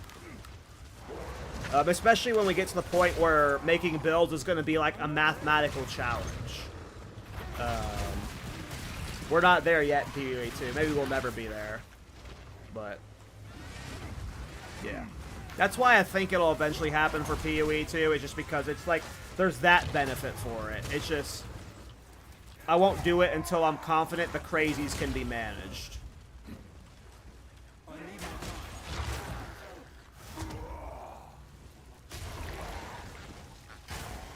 Yeah, I put a lot of work into that one. I was specifically making that Smith leveling build as like a, I want my first build for 0.3 to be like as good as build as possible.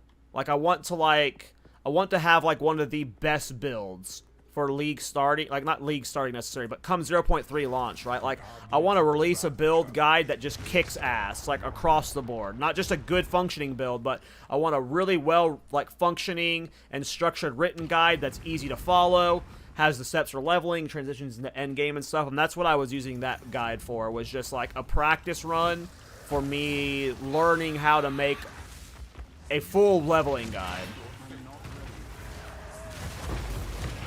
And I think that's like the format I'll be using going into 0.3.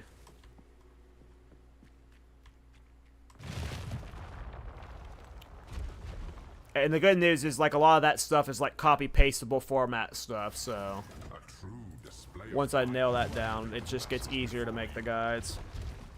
You guys night anyone in a day because of it? Yeah, it's a great build. I'm hoping to do the exact same thing on a Druid, potentially, for a 0.3. Because Druid, their starting point in the tree is right here. They start right here. So, like, Druid is great for this build. You literally just come down here, right? Like, except you can, like, stag this stuff. Like, this stuff's all great for Wind Dancer, right? Like, you got the extra crit damage bonus stuff. You can path through here, get Barbaric Strength, and then, you know, continue the normal path, right? Like, Druid is going to be in a prime spot, and Templar are going to be in prime spots for this build too, so better than the Mercenary, I think.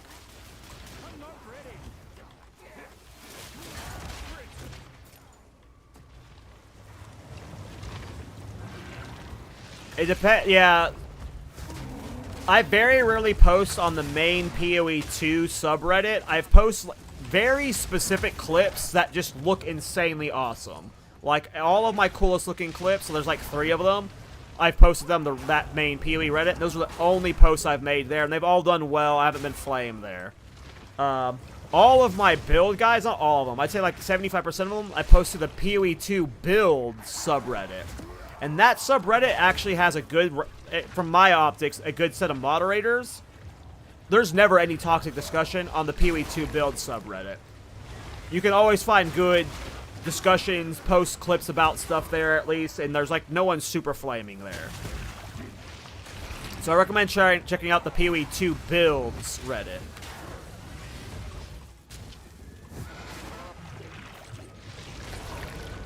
Hey, what's up, Loom? I'm a tanky boy. I be beef stick.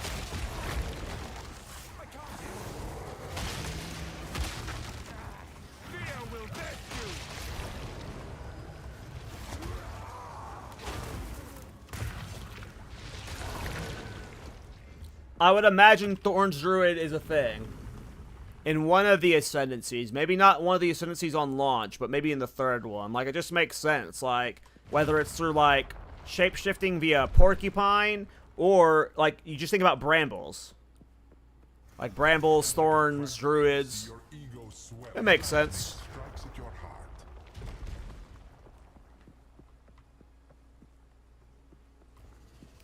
Hey, Ocean. Yeah, I checked out some of the PoE 1 stuff. Like, it's just been, so, here's my problem with PoE 1. Well, let me answer your second question first. And what do you think about the PoE 2 one? The PoE 2 one's okay. I overhyped myself for it. I was expecting more balance changes, more uniques and stuff, but when I heard Jonathan say in that Try interview that all of the people that can make really good balance decisions are working on PoE 1, I should have expected this patch to be a little bit softer. It's definitely great. This is what, like, I would hope all mid-season balance patches to be like. Like, we got new stuff, it's great and stuff, but, I overhyped myself for the PoE 2 patch. It's not as hyped as I was hoping it would be. I was really hoping, I don't know why I thought we were going to get a bunch more uniques than we did, and, like, actual skill balancing, but we didn't get any of that. It's still a great patch, though, and they're, like, Citadels are way better. My problem with PoE 1 is I haven't played that game seriously maybe in like 3 to 4 years. I've casually played it like 2 years ago and maybe even more recently than that, but like giving it a deep run into pinnacle content, I haven't done in like 4 years.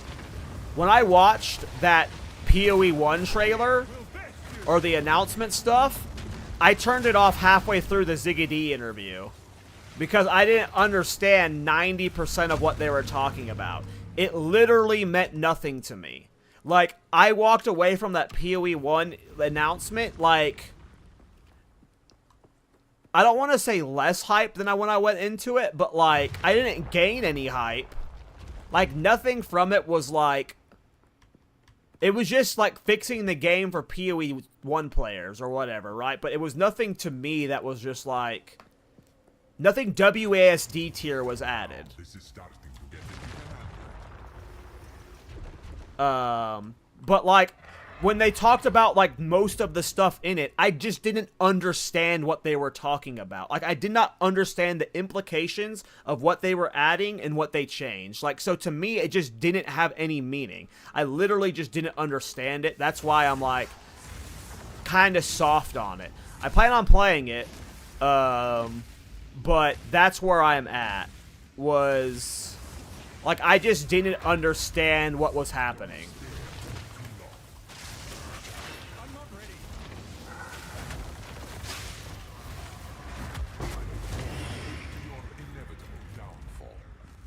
I'm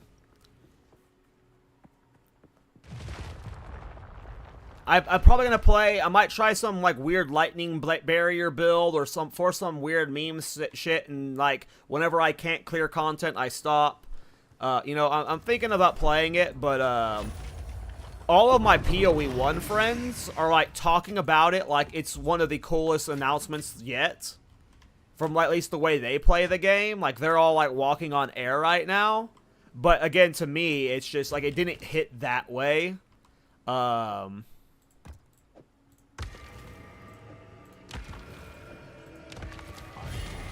I'm gonna play it. I'm gonna play it, and I hope it's fun.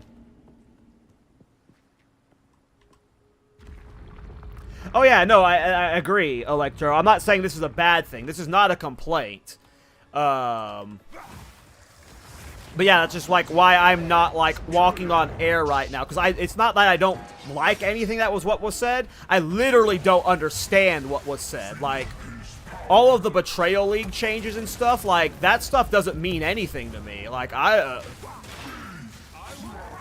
what's Betrayal League? That's where I'm at right now. It's been so long since I played that stuff. Like, all the crafting stuff to me, like, again, doesn't make sense to me. I'm not like, I haven't played that game that way in 4 years, right? So,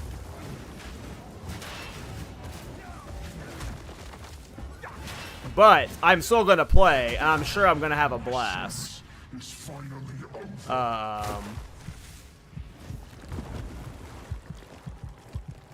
I'm getting, like, some people have, like, started to get in my head saying weird things like, you need to hit, like, 4 million DPS and stuff, and I need to go into POB and, like, set up this stuff, and, like, that started to turn me off to a lot of, like, ideas and stuff I was wanting to try out, and I think I'm just gonna go in. Like, at one point I was like, okay, I'll just copy some good League Starter Cyclone build. I know I like Cyclone, let's just play Cyclone. And then, but that was like starting to not sound fun to me, just copying someone's build after making my own builds for this long. So I might just go into PoE 1 completely blind and like I saw there was some lightning barrier build. Not lightning barrier builds. I saw there was a lightning something skill. It might not be called lightning barrier. But it was like when you block, you do lightning damage to the enemy or something. It was like the only reflect skill I could find. And the only builds I could find from it were like years ago, and they didn't look very viable. But I still might just like try and force it for the lulz of it, and then when I hit a wall, I quit. And that's fine. But I'm at least going to try the league. And then I'll come back to Tempest Shield. That's the one. Tempest Shield. Yep, that's the one. Drop the gate.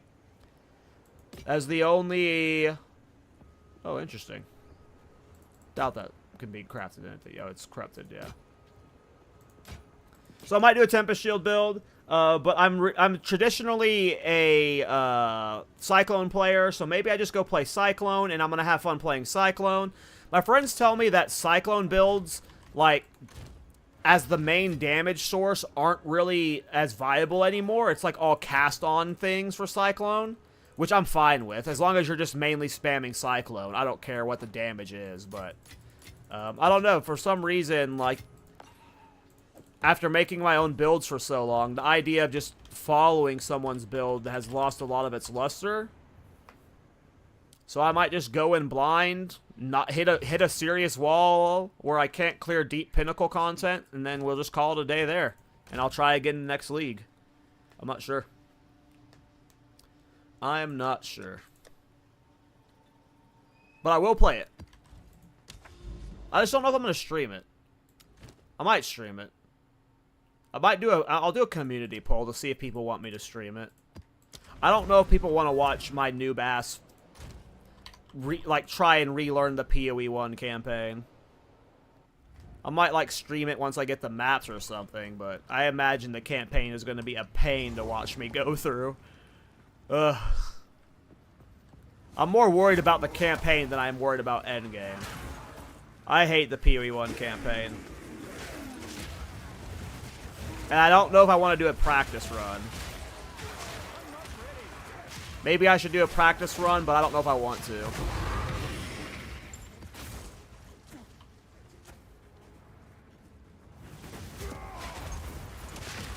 Exactly, Electro. And, like, that wall, people keep talking about that wall, right? Where, like, if you want to do the, like, Uber content, right? There's these walls you have to know of survivability and damage checks and mechanic checks and stuff. And, like, people talk about them too much, and that's what's, like, making me so nervous about playing PoE 1. But I think if I just go in accepting that my first, like, return to the game after this long is going to be a failure, where I'm not going to push the hardest content, okay, I think that's, like, the best way to do it. Like, me trying to go in with, like, the perfect league starter and, like, wanting to make sure I can, like, clear Uber content after not playing for 4 years, I think that's unrealistic expectations.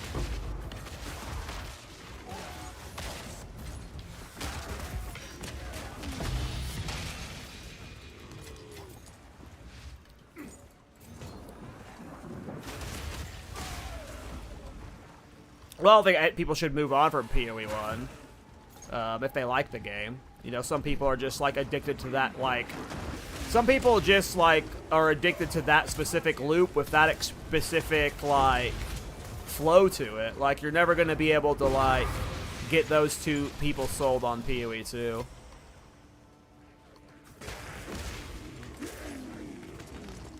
They're just different games now. Do you juice your citadels, or I just do them? I just do them most of the time.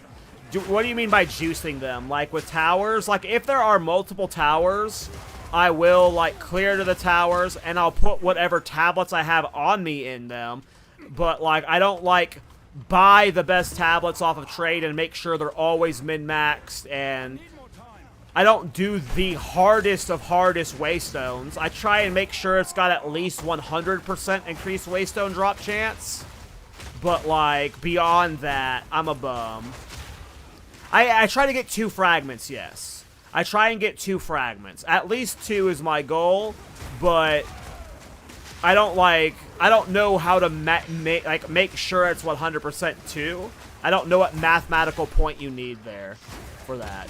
But I try and do at least 100% increased Waystone drop chance on the Waystone I'm doing. And that's like the minimum.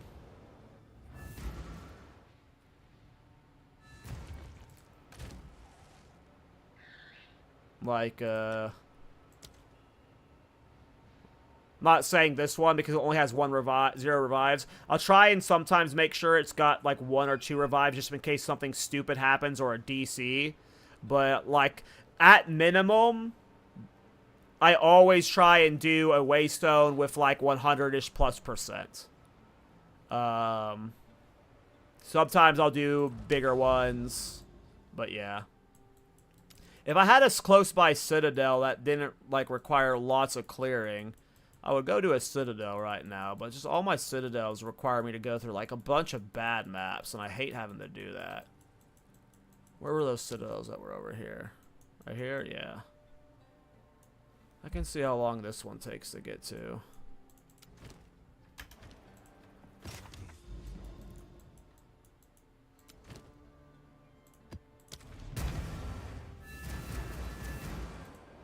Yeah.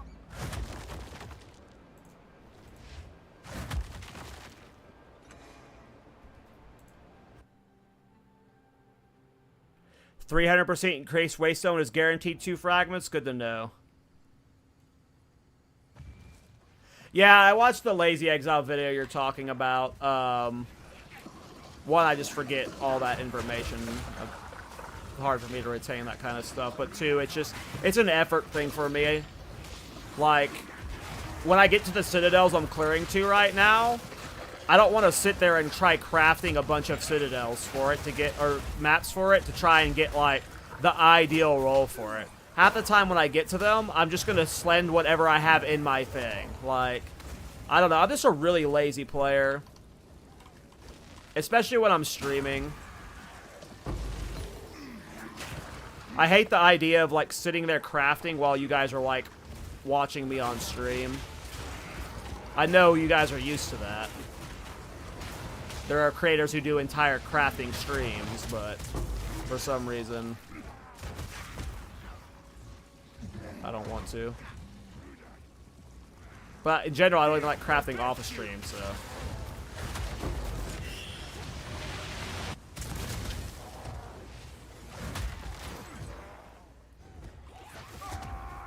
But good to know 300% is guaranteed. 3% 3. Still try is making sure it's irradiated, then using the unique tablet lets you... Oh, right, yeah, where you do them twice. Yeah, I forgot there's that one where you do the irradiations twice. I always forget that works on Citadels. Yeah, like I said, I'm a noob when it comes to... Ooh, I'm dead. That poison killed me. I was looking at chat. What the hell happened? Oh, the map's complete. Cool. We just wanted to get through it anyway. Good to know. I gotta remember that, Cooked. I never do the doing it twice thing. Aren't those expensive, though? I bet they're expensive.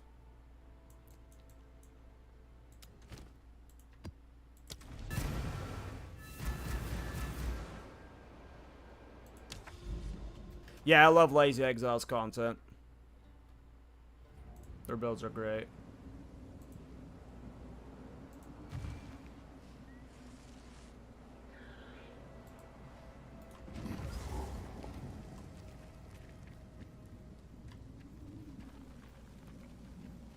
Yeah, Citadels are my favorite content. I don't know. They're like...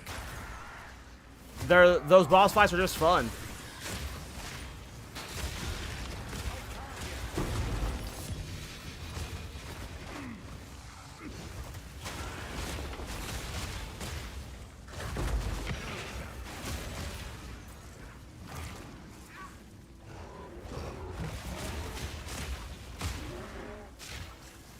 Oh, it's not that expensive, actually.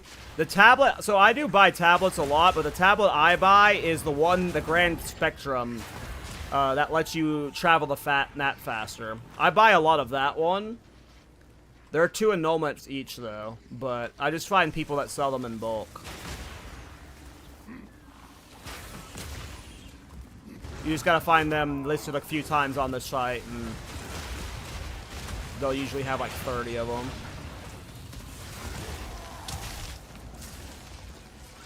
I think they, like, I don't understand why they don't use Alva for just, like, everything. Like, they should lean into Alva hard. Like, white bases. Like, why can't I sell Stellar Amulet white bases through Alva? Like, Alva could solve so much of the trading problems in this game. All tablets, unique, rare, white bases. Like, why can't you just sell them through... Like, Alva solves so many problems for trading. But, like, all of that stuff would be god tier. If you could do it through Alva. Yeah, I have multiple videos or YouTube shorts talking about Grand Spectrum.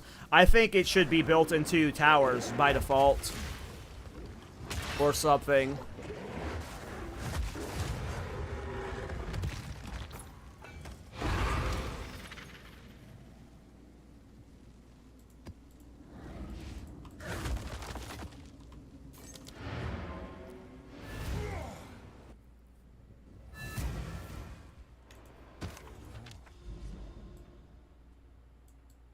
See, it's just like when you're doing like waystone farming and you're not like doing it through like precursor the Grand Spectrums, like this is just like 1, 2, 3 maps I'd have to like just bad maps to do to get to the Citadel. But I'm not gonna want to just get to this Citadel. I'm gonna want to get to this tower over here to juice this Citadel. So it's gonna be like it just. I don't think. Towers shouldn't juice the maps in the area. Like, whatever tablets do, they should boost all the maps you do for, like, the next 20 maps. Like, once you leave the area, you're just fucked. There's no good maps to farm. Whatever benefits you get from cleansing the area and stuff, that should, like, apply to whatever maps I want to do going forward. Not just to this area. Like, it makes exploring the Atlas really punishing. You have to farm areas around towers, and when you're expanding the Atlas, you're just fucked.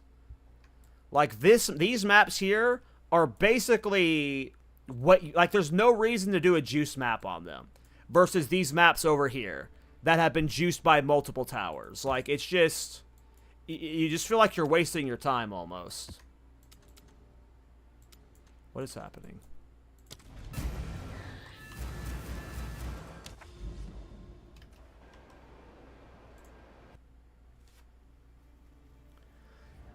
Yeah, I don't know about the death penalty. I think it's fine. If you're a noob like me, you just use the Omen. And again, it's like what Panda said. It really only punishes you when you're a high enough level. When do the supporter packs come out in PoE 2? I don't know. I've already bought a bunch of them. I think I have access to them. Like, I've bought in... Are you talking about like a new one that just came out or something?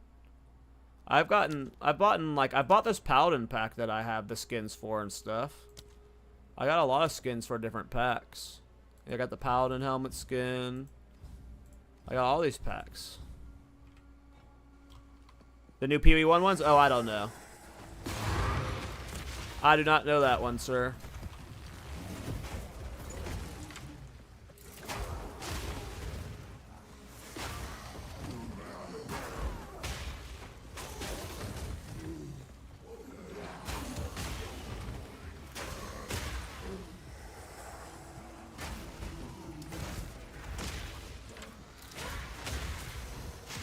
My understanding is they want to make all skins work in both games. So if it doesn't work now, I'm guessing it will work eventually.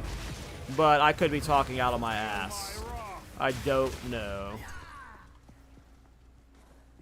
I own all these skins and I don't use them. I'm generally not a skin guy. Did I accidentally put one on though? I think I did. Yep, take that shit off.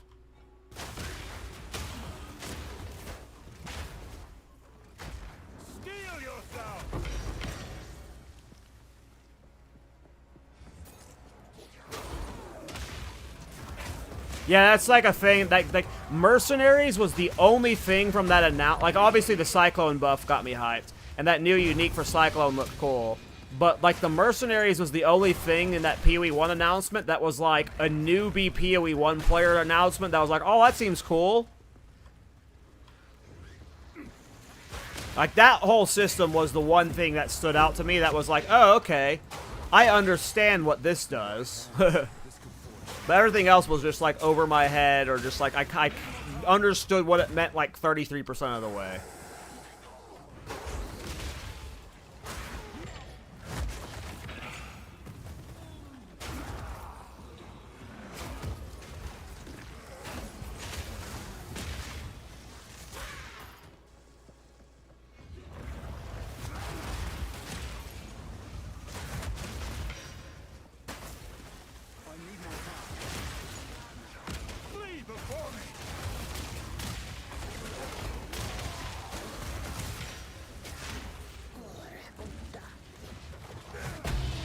I really am just waiting for PoE 1 to get WASD, but I don't know how good WASD would feel in PoE 1.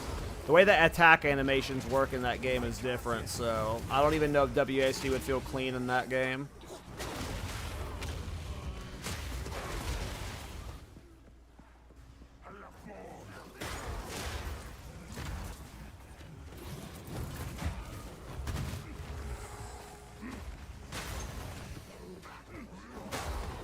And it's like, this map is so damn long. It's like, I did this entire map and it's like not a juice map.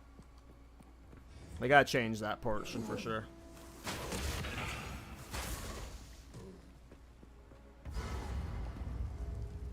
Yeah, I haven't played with mouse movement since PoE 2 launch, so I don't even know what it's like anymore.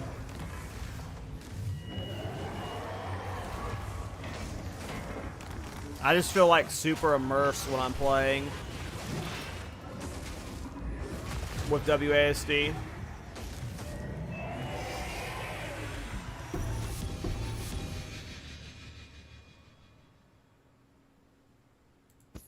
Yeah, agreed, Osea, and that's why I say that, like, if I'm playing this PoE 1 league, I'm just gonna, like, fart my way through it. Like, anytime I go and watch videos about, like, how to get into it, like, my eyes just roll into the back of my head and I pass out. Like, it is just so, like, it's got so much depth to it. So I think I'm just gonna, like, send this league with, like, no expectations. I'm gonna try and force some shitty meme build, and whenever it ends, and I'm not able to trade my way to glory, it ends. And, we'll go from, well, yeah. And then we'll build off that knowledge for the next league, but yeah.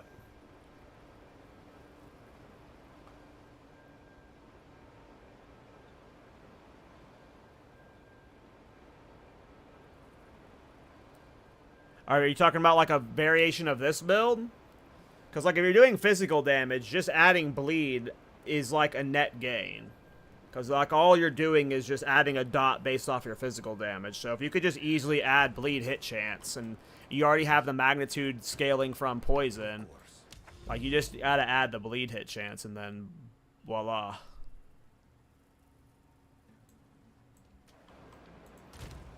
Because, like, I don't really have much enabling bleed right now. Just these points here, and then lacerate in Sunder.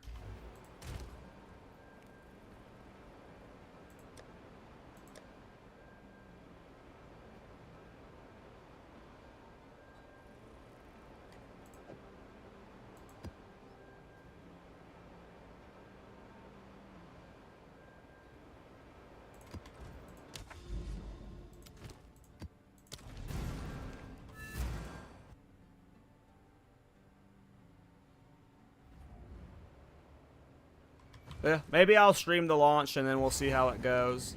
My biggest problem with PoE 1 though has always been its campaign. I know a lot of people love the PoE 1 campaign because they can blast through it in 4 hours, but for me, like, as someone who, like, never took the time to master the PoE 1 campaign, I hate it.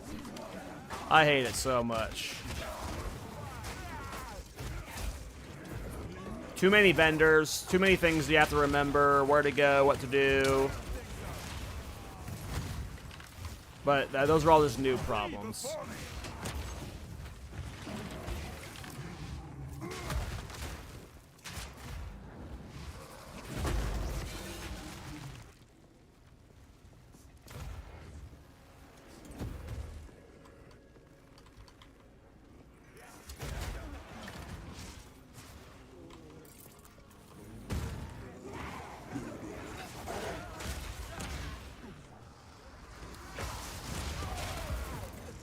Yeah, I want to do the magma barrier build.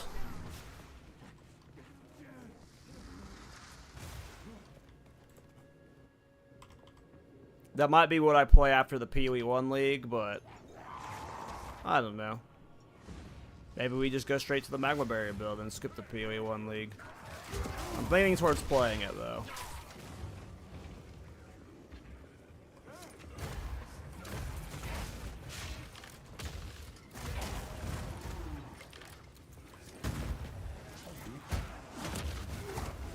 Yeah, especially now that I've convinced myself that I don't have to, like, try and clear Pinnacle content. Because I had a lot of people telling me, like, make sure you set up your build to be able to clear Pinnacle content doing this, this, and this, and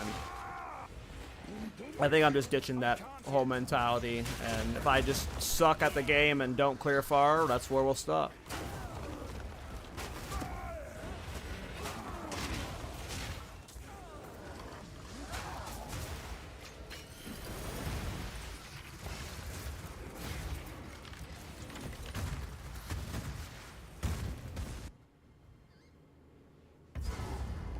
I love League starts too. That's like the main reason I just want to play is like, I'm the same way with MMOs, right? Anytime there's a fresh expansion or you do a private server with like a fresh start or you do a classic WoW launch, like everyone being online, playing all at once is more fun than playing the game.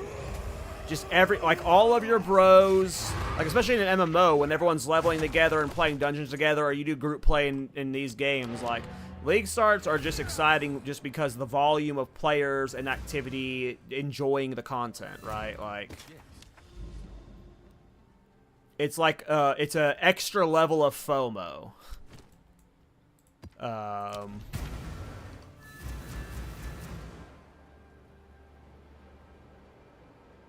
Your whole guild done with PoE 2 right now? It's brutal. Yeah, my guild is like 7 IRL friends and like they all... Like, some of them didn't even try 0.2, and the ones that did, like, quit within 2 weeks. So, like, my guild's completely inactive.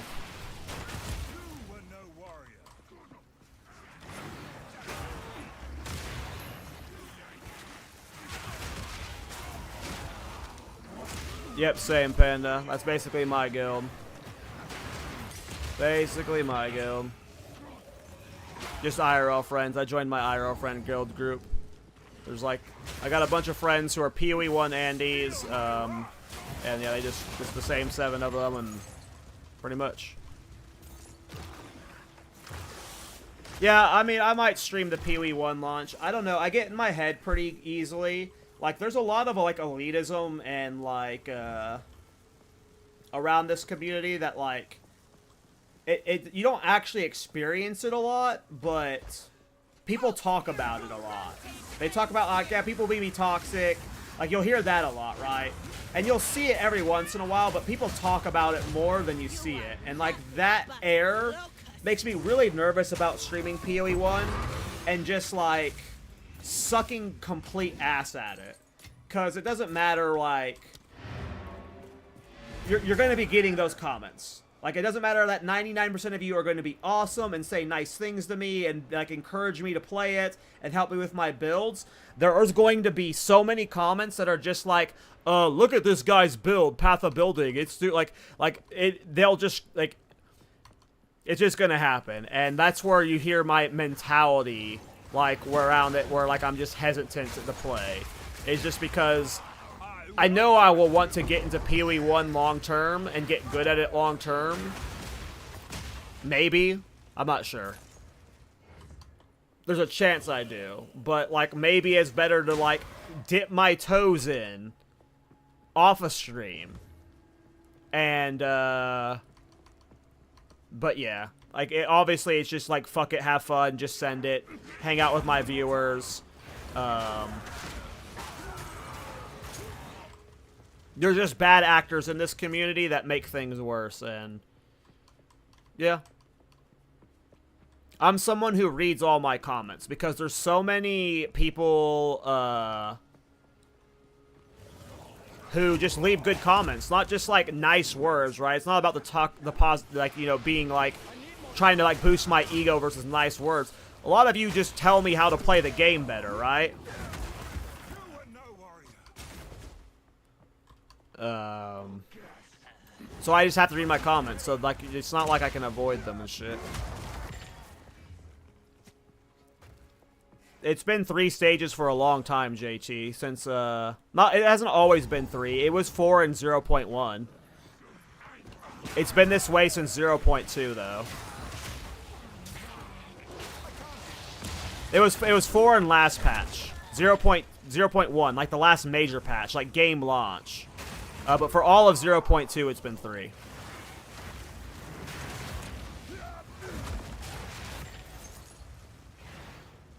Yeah, like...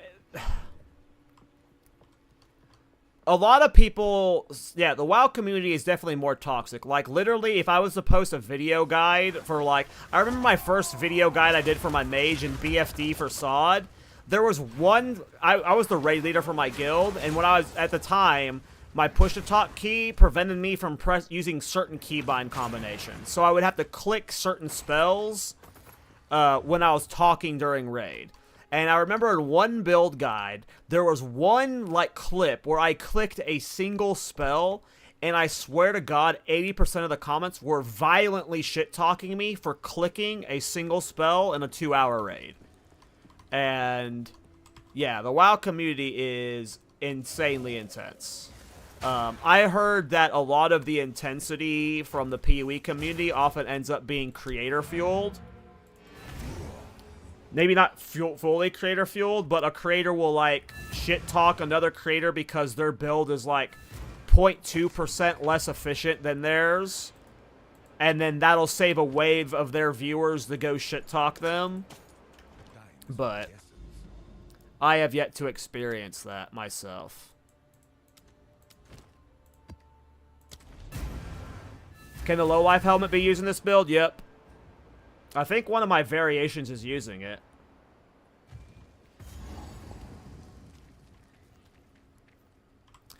Oh, agreed. No, most people that play WoW, especially the toxic ones, suck ass at it. There's a reason why someone like Tyler1 was able to come play classic hardcore and, like, perform better than majority of people who have played it for 15 years. WoW players suck. They're not, like, they're not, like, good at the game. Like, classic WoW players especially aren't good at the game. They're playing classic WoW because retail's too hard for them. Like, yeah. They're extra toxic and they're bad a lot of the time.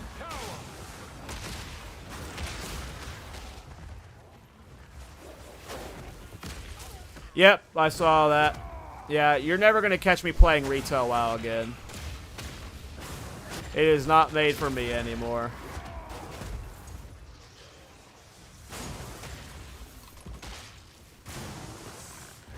Well, for sure. Everyone plays Classic for different reasons. I play it just because it's the mode that I've liked. For me, you know, like, I'm autistic, and, like, a trait with, like, not all autistic people, because it's a spectrum, but, like, hyperfixation, and oftentimes habits or things that you got into when you were younger ends up being something you're into for your entire life. And just, like, the feel and flow of Classic WoW just, like, resonates with me.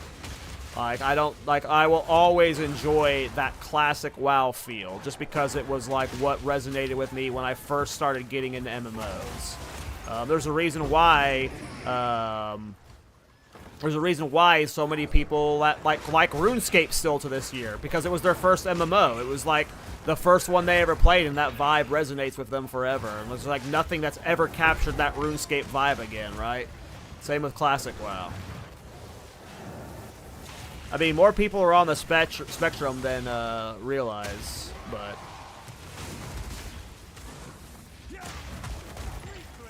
It's a spectrum for a reason. That doesn't necessarily mean you're on it.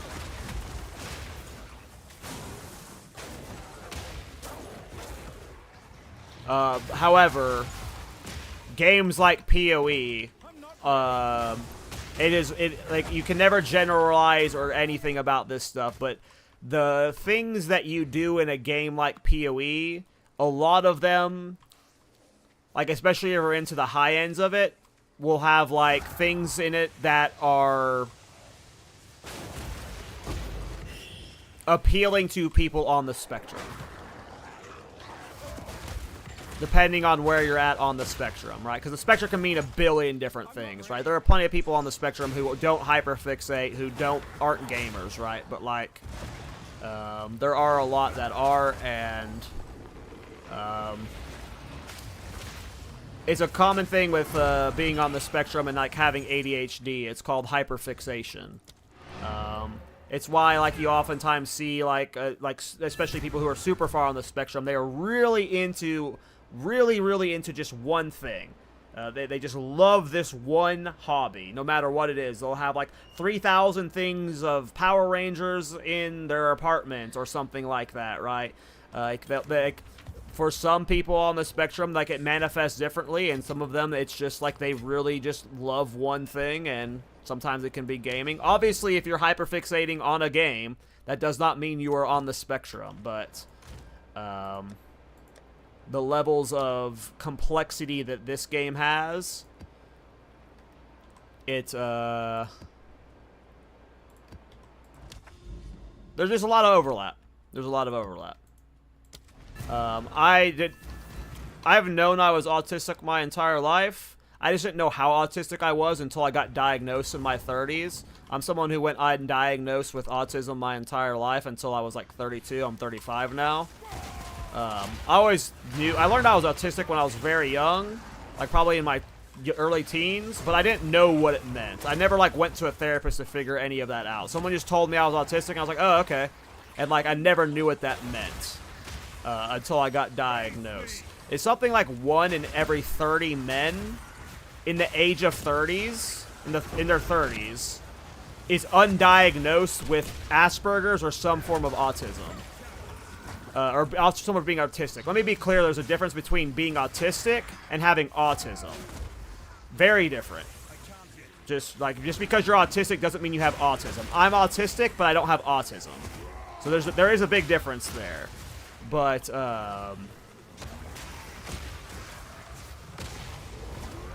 it's like something like 1 in every 30 men in their 30s are undiagnosed with autism. And a lot of us are in our 30s, and we're, like, we're one of those men. So, you might need to go do some online tests, and then DNA test? No. There's no DNA test for autism. It is incredibly hard to diagnose the older you are, so it's why a lot of people go undiagnosed with it.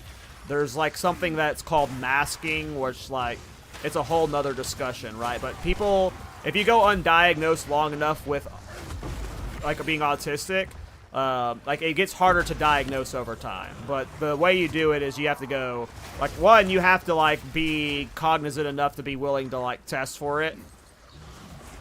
You have to, like, oftentimes people who are autistic that go undiagnosed with it, they spent most of their life feeling not necessarily like an outsider, but in a lot of ways they do. Like, they just... But sometimes they're a chameleon, and they can blend in with 30 different friend groups. Like, it's very much a spectrum, but... I don't know, it's hard to...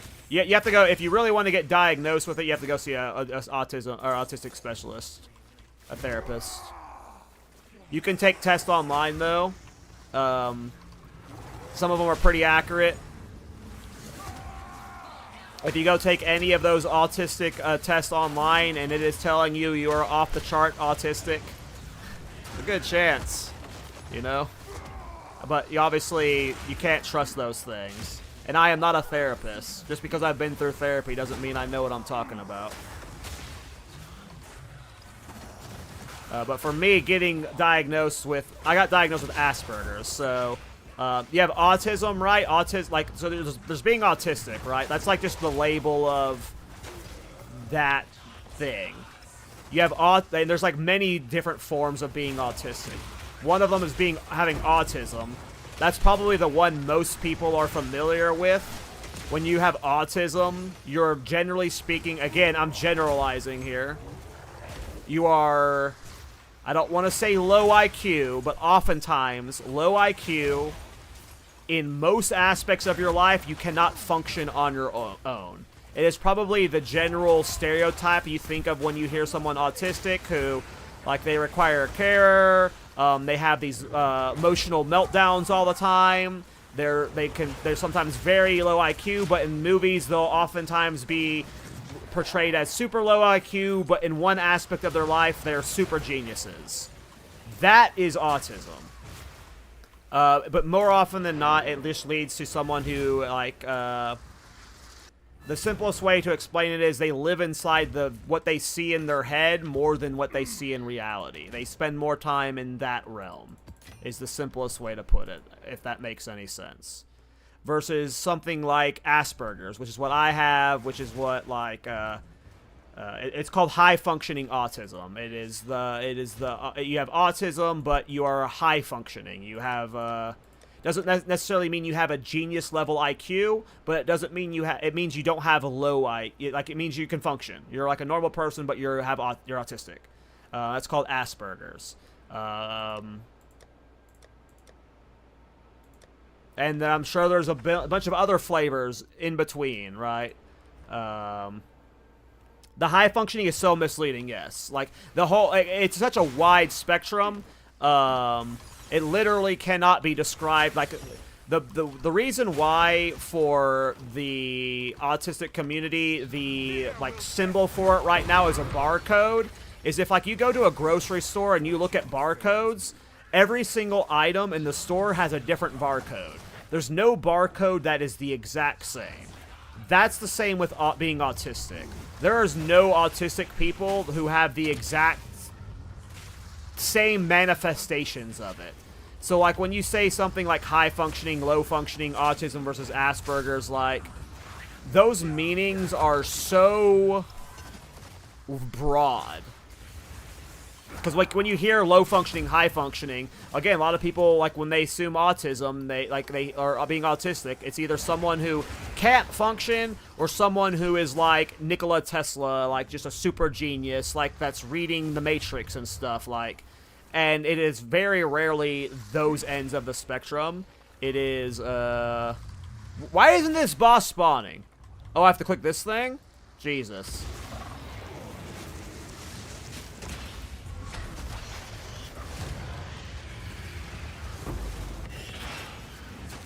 But yeah, it's hard to explain. Especially the older you are, it just, like, the term is called masking, right? When you are autistic, you learn you subconsciously realize early on that you are different. That is how they explain it to you. You early on, you realize when you act the way you think you should be acting, you act like yourself in public. That's a brutal way to put it, but that's just the simplest way to put it. You realize that is weird. That is not acceptable. The way, like, you being your goofy self, your goofy autistic self doesn't work in most situations. So what you learn subconsciously from a very young age, this is why you get harder to diagnose the older you are, is you do something called masking. You put on a persona in real life. Like, depending on the groups of people you are, you learn how to act differently. You learn to keep your mouth shut. You learn not to be silly and, like, do your weird little quirks. Not all autistic people learn to do that, but some do. And that is called masking. It's why so many autistic people can go a majority of their life without getting diagnosed. Not a majority of autistic people, but a lot of them. It's just called masking, right? And that's what makes it hard to sometimes diagnose somebody in their 30s, is because they have learned to mask so well that they don't even know they're autistic. The older you are, the harder it is to figure out if they're autistic, because at some point you've just put on this mask of, that's the terms they use, you're putting on this mask of hiding your autisticness, that some people, to the point, like, they just completely learn to shut that off to, like, yeah, it's just completely different. Fuck this breach. I want to just use the tower. So that's why it's so hard to diagnose at just such a, it's just like people learn the mask. And, like, one of the first questions that you get asked is, like, you get, like a lot of the time in therapy, it's very personal. If you're not willing to go into it wanting to, like, 100% know, you have to explain to the therapist stuff from your childhood. just experiences that were awkward, that like you have to really just explain all of these moments in your life. Like there's no way to DNA test or just land that yes or no you're autistic. But you just have to explain a lot of moments in your life that when you explained all of these things, you have this perspective where it's like, yeah, you might be autistic based off how you've acted your entire life, right? That's why it has to be done through therapy. There's no, like, prick your finger, get blood. There's no IQ, like, there's no test you can take verbally or mathematically that can answer this. Because everyone is different and they learn to mask differently and hide these things. It's, But yeah, one of the questions that, like, points you into the direction of whether you're autistic or not is, can you visualize? People who are neurotypical, being neurotypical means you're not autistic. There's, like, you can boil it down to two things. You're neurotypical or you're autistic. And again, being autistic, you could be barely autistic and you could be more relatable to a neurotypical person than an autistic person. So just keep in mind, being autistic could mean a billion things and could mean almost nothing to you if you were it, right? But it could also mean the world. But if you're autistic, one of the things that I was first told was, or asked was, can you visualize? When you read a book, do you see that book come to life in your head visually, like it's a movie?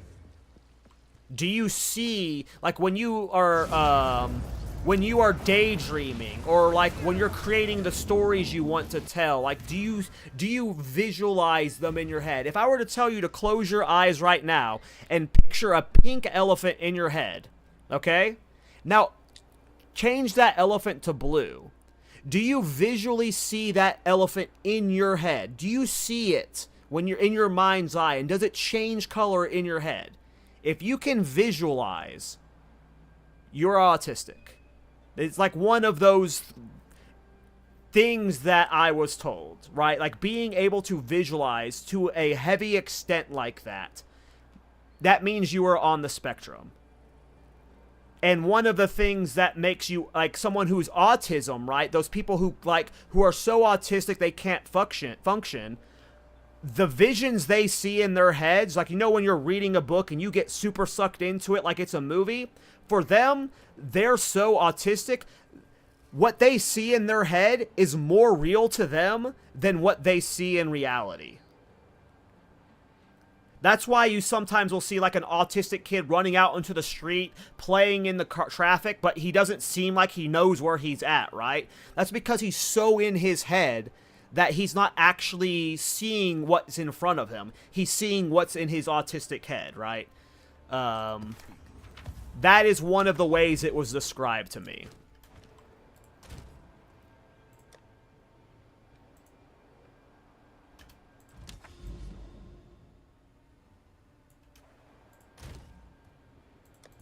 No, the only way you can know is if you go get tested yourself, right? But I will say that me getting diagnosed with having Asperger's was the best thing that's ever happened in my life. My life has done a complete 180 since I got diagnosed. I am more emotionally stable. I am just better across the board. Once you've, like, it was the best thing that's ever happened to me, so.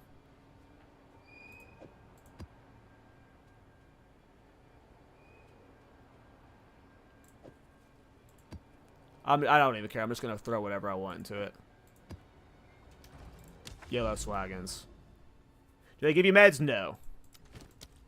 I mean, it depends on what else you get diagnosed with. Oftentimes, being autistic, depending on how autistic you are, it comes with a bunch of other stuff. Like, it's pretty common for somebody who's autistic to have ADHD or ADD. One of the two of them, right? And there's medications for that, right? Or, like, sometimes a lot of people who are on the spectrum have OCD, right? There's medications for those type of things, but and oftentimes ADHD and stuff like that gets misdiagnosed when they actually are autistic. So, like, there's a lot of overlap there, but there's no meds for being autistic as far as I'm aware. But there would be meds for the underlying conditions that come with being autistic. if that makes sense. I don't know. I do not take any autistic meds.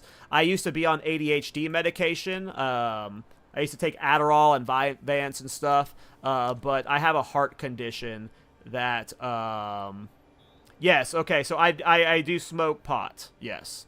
Pot is a pretty common thing for people who are autistic.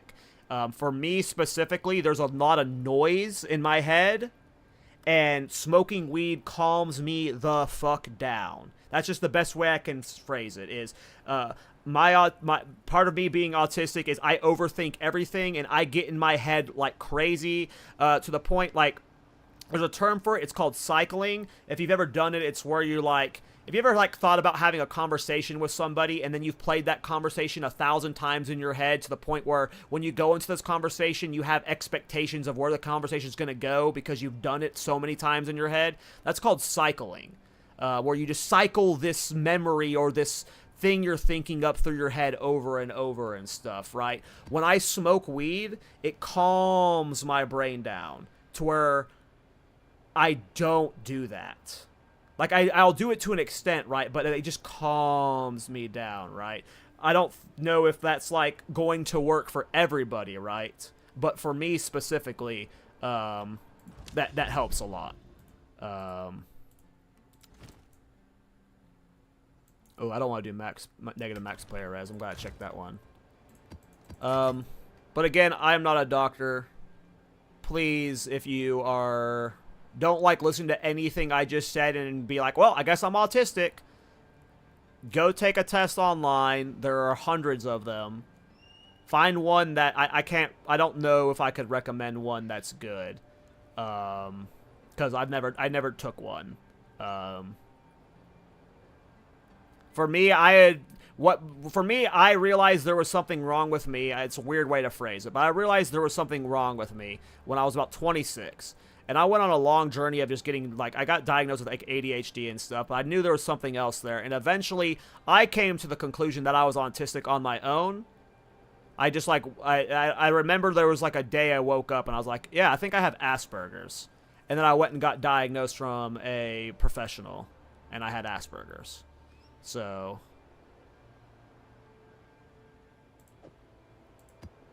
wrong is definitely the wrong word to use there. But in my head at the time, I realized there was something wrong with the way I was thinking, and I needed to figure out why I was different than everyone else to fix the way I was thinking about myself was wrong. And the way I was operating my brain was wrong. I needed to think like an autistic person, and I was trying to operate my life like a neurotypical person. So in that sense, I felt something was wrong. I was thinking and operating my life wrong. But no, you're just different. There's nothing wrong with you, of course.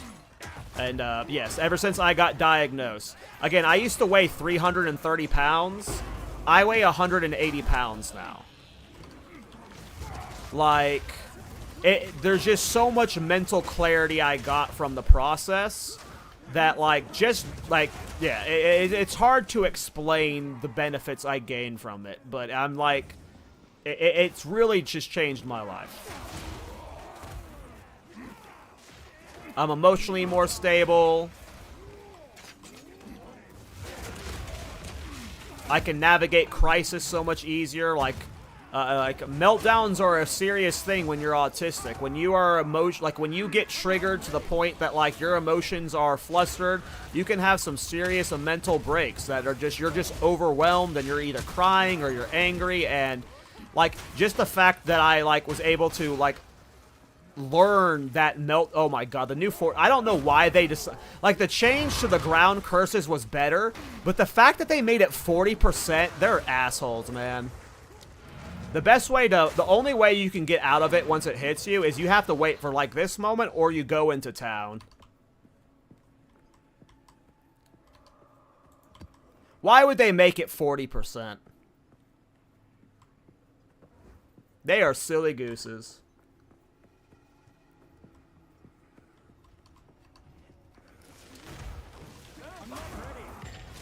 Yeah, I tried Herald of Ice on the Warbringer. Jake Reed.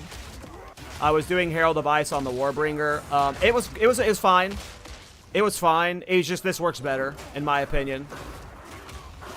The biggest problem, like, it wasn't even the damage that was the problem, to be honest. Like, it was fine damage-wise, but Herald of Ice requires corpses. So specifically in Simulacrum, Herald of Ice can't work. So it just felt weird to be like, hey guys, go play this Herald of Ice version that can't do this content well. It can handle Delirium maps well, but you would have to swap to the poison technique for Simulacrum, and then why, yeah, it's just why at that point. I think they just need to fix Simulacrum to where the corpses aren't so punishing, because, like, any corpse build just gets fucked in Simulacrum.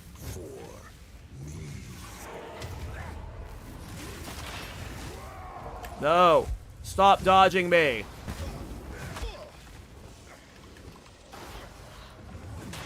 minor setback.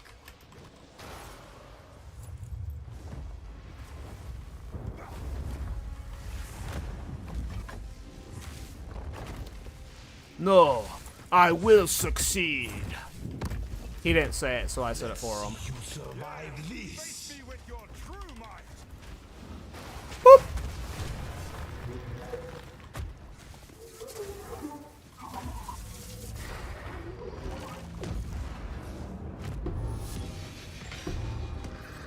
Aw. We only got one.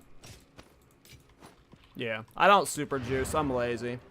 We could have super juiced the Citadel, but I just kind of wanted to do a Citadel on stream because I hadn't done one yet.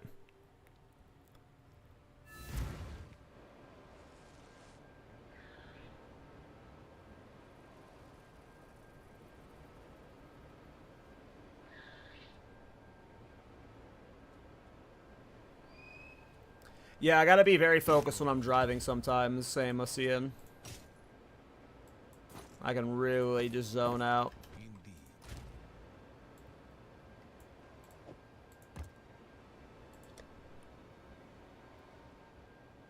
Hey, nice, Panda. Do you have int on any items? I have it on my helmet. I know that for sure. 30 there. Let's see. Any all attributes? I don't think so. Yeah, it's just my helmet. I have 30 on my helmet.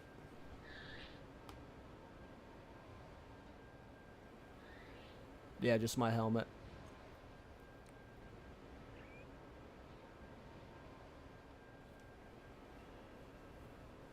You can post it, Fish, but I can't promise I'll know how to fix it.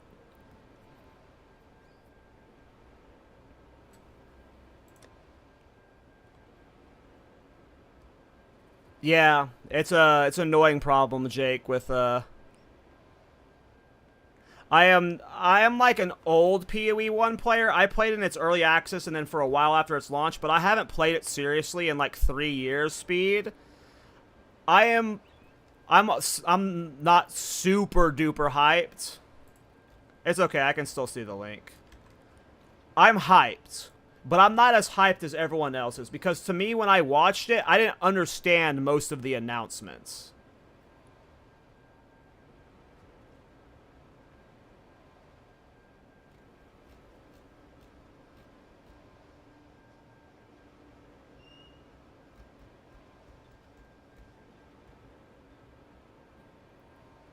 I mean, when looking at your gear, are you not armor breaking?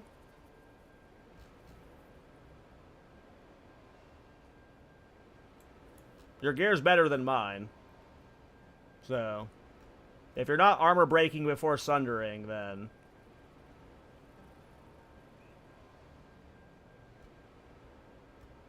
because yeah, your gear's better than mine.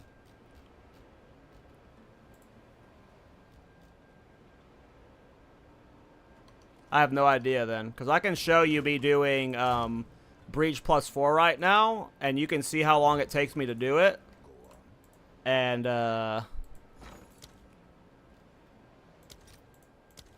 like, you should be doing it faster than me. So if you're not doing it faster than me, I don't know what to tell you. Looking at your weapon, it's better than mine though, by a lot. Like, but yeah, the PoE 1 League, I'm going to try it out. a lot of people are getting in my head for it. I was talking about it earlier. They're like, keep saying like I need to hit these mathematical breakpoints and stuff, speed, to be able to clear pinnacle content and stuff. I think it's been too long since I played that I'm just going to fart my way through it and just get as far as I get and quit when I do, and then I try again the next league and start like building that PoE 1 knowledge. But the last league that I super tryharded, the last league I super tryharded was Ritual League. So, and I know a lot of my viewers didn't even play when Ritual League came out.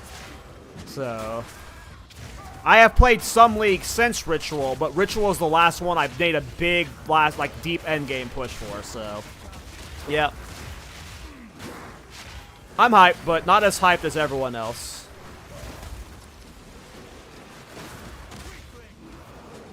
Yeah, I don't even know if I'm going to make content for it. Like, I might stream it, but, like, I'm not even going in with the plan of making any builds.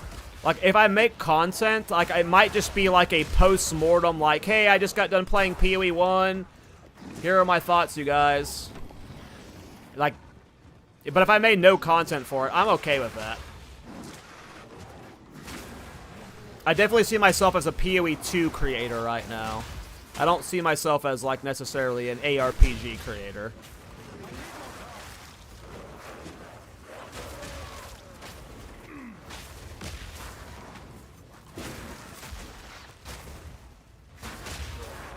Yeah, in PoE 2, it's just like, it's so much easier to make a build. In PoE 1, it's just like, it's so overwhelming that maybe one day I'll be at the point where I'm confident doing a build guide, but there's no way I can be like, hey guys, you should play this build anytime soon for PoE 1.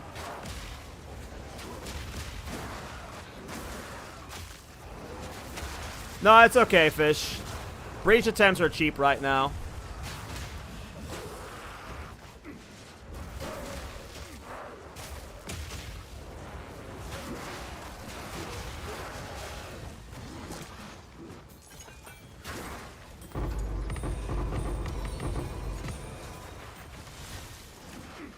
Plus, breach rings are, like, oftentimes a grand slam, you know? Not oftentimes, but can be. And all mine. Any new uniques for Jets? I actually don't know where any of the new loot drops. If I'm being honest. Breach rings are the strats for divs right now.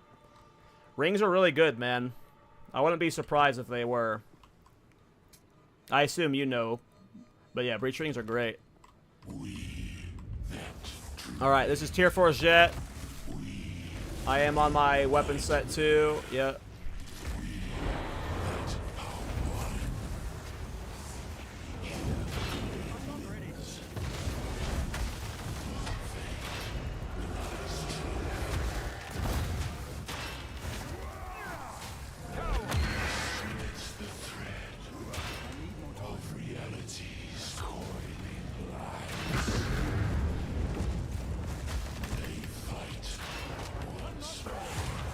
So, I mean, do you kill it that fast, Fix? You do so much lesser damage than you? Are you Infernal Shouting? Are you putting Flammability on the ground?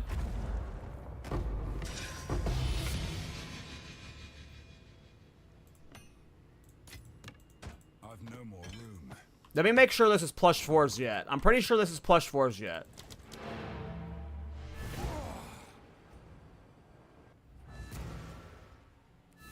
Well, you are doing a lot of fire damage, so keep that in mind, Fish. So Infernal Cry gives you the fire boost as well as Chernobogs. 34 mil, that's tier 4? Then yeah. What is it?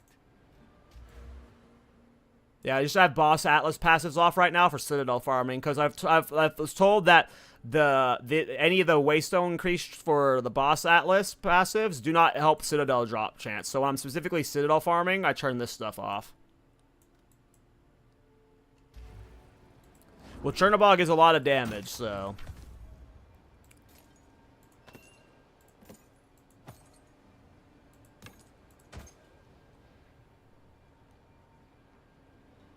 I don't know if this is any good. I've never seen one of these before. Yeah, I'll craft all my breach rings off of stream. Chernobog's definitely Biss.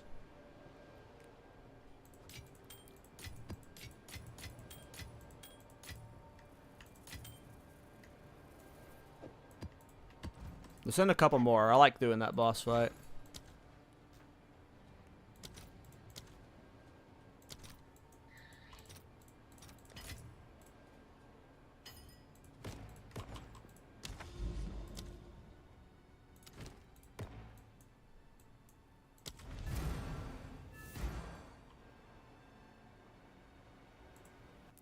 Does anyone know, OCN, do you know if the price of Snake Pit went down at all this patch? Because that was one of the items that was just, like, insanely overpriced compared to last patch. If anything was going to get nerfed in this patch, I was hoping it's Snake Pit. Or not nerfed, but a better drop rate would be Snake Pit. But it kind of also makes sense if Snake Pit is super expensive, but I wonder if Snake Pit went down. It would be nice if that was like more of like a closer to 1 to 2 div item instead of like a 15 div item.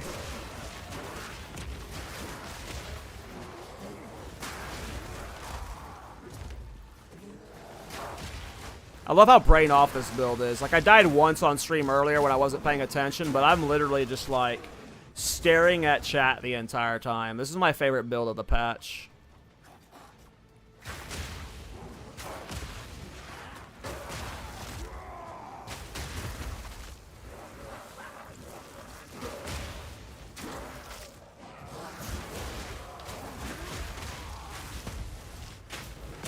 How far do you guys think I can clear in PoE 1 with only that Tempest Shield skill? Do you think I can clear all Pinnacle content on base difficulty with it? I don't care about Ubers, I just want base difficulty. What was it called? Tempest something?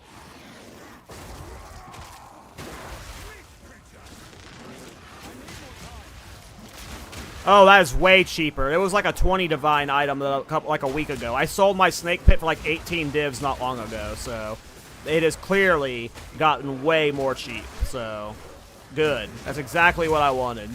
Cheaper Snake Pit.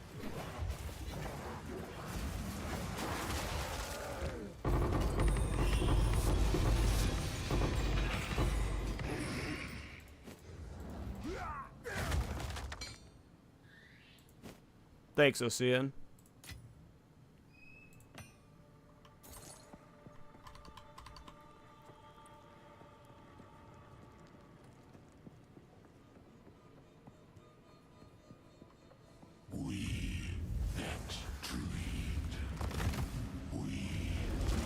Juggernaut or, see, those are the people I need in my live drop.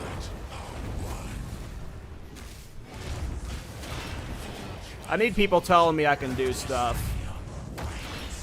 Whew, that was spicy meatball.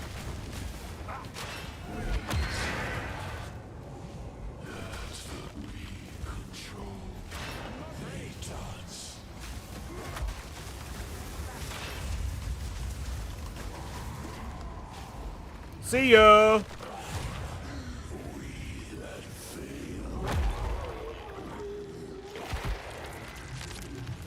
Yep. Alright. Then that might be what I'm doing then.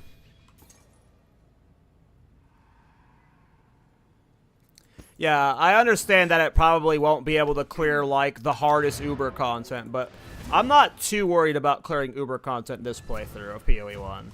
Like, I don't even know if I'll make it to any Uber content, right? But as long as it can clear, like, do you think I can level with it?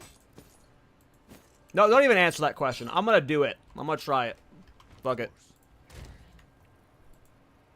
I'll make it work. And if not, I'll cry. But it'll be alright.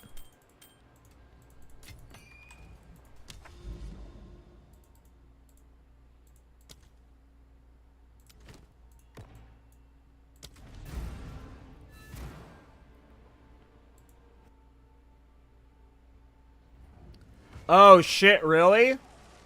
Yeah, I'm gonna have that backwards for so long. I did completely forgot about that.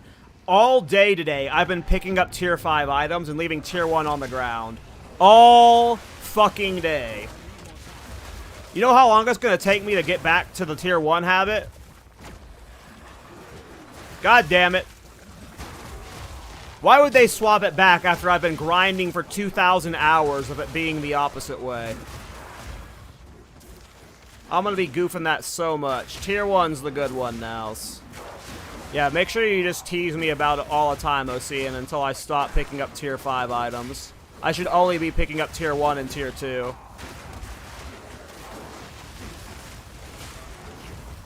No, I appreciate you reminding me, because I completely forgot. Though I bet it was pretty obvious to you, that's why you said it. It's like, oh yeah, he's picking up Tier 5 and leaving Tier 1s. He clearly forgot. And yep, I did. This build, Cider, the one I'm playing right now is very expensive. You can level my Smith-a-Katana version reasonably cheaply, but to be performing like as well as this character is right now on my Titan with 9,000 life almost, this setup is expensive. But to like play a budget version of it is possible, you know?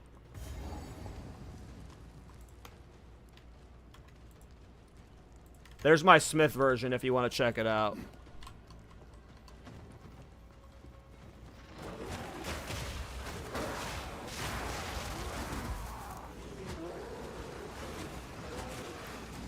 Chernobog's down to 5 divine? No fucking way, dude. I just spent 35 divine on mine. I knew that was going to happen, too. I literally said this 2 days ago on stream. If I bought my Chernobog, I was just going to price tank. I mean, that's better for you guys. Shit. That just made this build way more accessible. Chernobog was the most expensive part of what I'm running right now. I just picked up a tier 5 again. Look at that. Look at my dumbass picking up tier 5 loot. We only pick up tier 2 and tier 1 now, boys.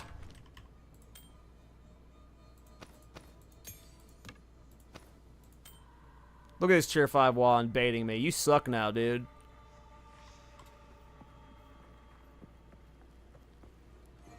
Damn. That's hype that Chernobog... Dude, Chernobog being a better price is so much... Like, it's so nice, though. Like, I've wanted to run Chernobog so often, and it being cheaper is good. Your Chernobog is real nice, though, is it? Oh, it does have a good Fire Res and Chaos Res roll. It doesn't have a good block chance, though.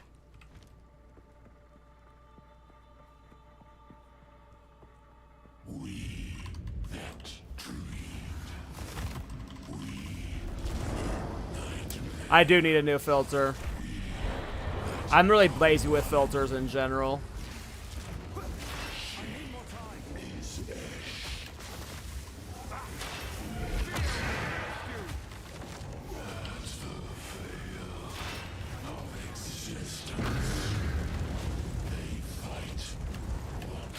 Oh! That one was spicy. We're dead. Ugh! We need to leech. We need to leech. We're dead. We're dead. This is it. This is it. This is it. This is it. This is it. This is it. I should have stayed in there. I panicked when all the chaos happened and I rolled away from Jet. I should have just kept fucking face rolling him. If I would have just kept spamming him with Sunders, there's no way I died there. It was the fact that I ran that is why I died. Hello there. Like a bum. I ran like a bum.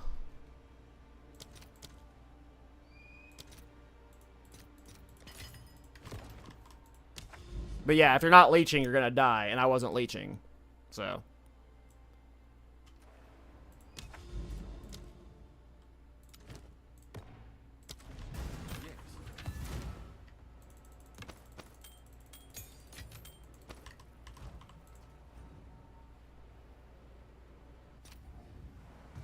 Oh yeah, with these more accessible uniques, like, this is awesome, man.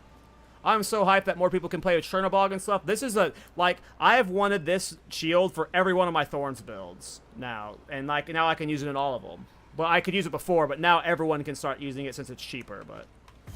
How fast does this build come online? I've leveled with it from level, like, 10, I guess, is when the first you can use Wind Dancer.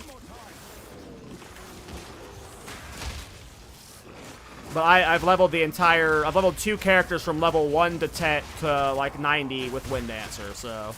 I leveled a Warbringer and a Smith-a-Katana.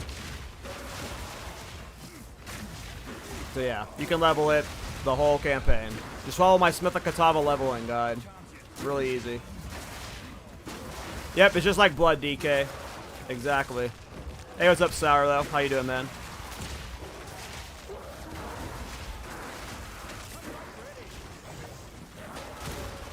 Yeah, right now I just do never sync filters. I haven't gotten to the point where I even know what kind of filter I would want to use from like someone else. I just take his filters and I do strict.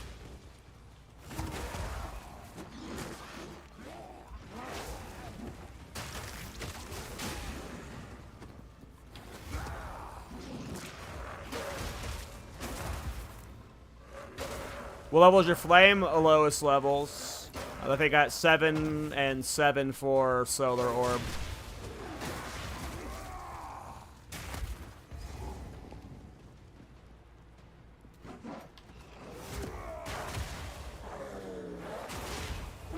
Damn, I'm hyped that Chernobog is cheap now, guys.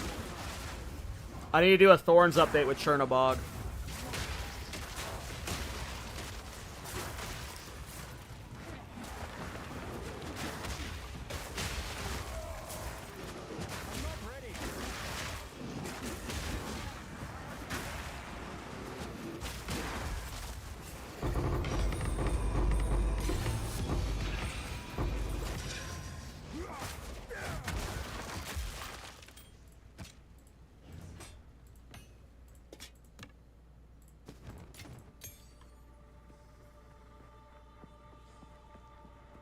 Glacial Lance pretty fun.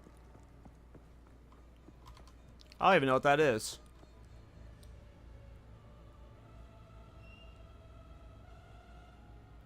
It's interesting. I didn't think about that. It's not blocked though. I didn't pick up a tier 5, did I?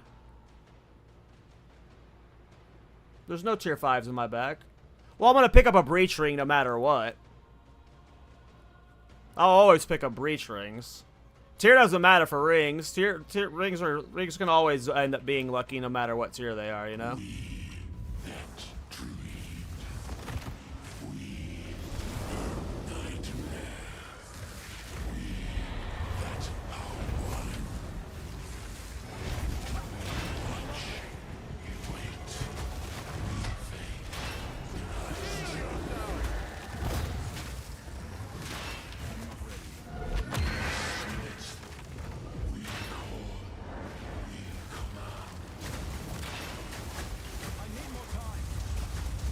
See how I just face tank it and get the thunder off and you just live through it?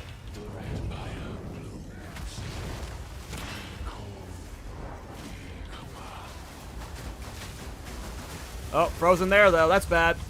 Ugh. Don't dodge roll, attack. We're fine. There we go.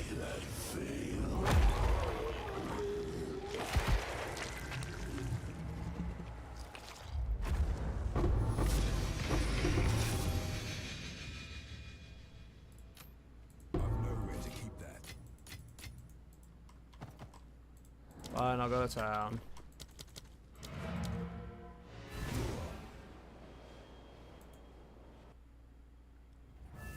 Armor piercing rounds. Yeah, I haven't really gotten too much into bow skills yet. I'm gonna craft all this shit off of stream. I'm trying to be better about my dump tabs. I'm being cleaner now. I haven't fixed. This is my Ritualist's Thorns gear. I haven't fixed yet, but I'm trying to be cleaner with my dump tabs. This will all be cleaned up off stream. I want to do an audience with the king. Fuck it.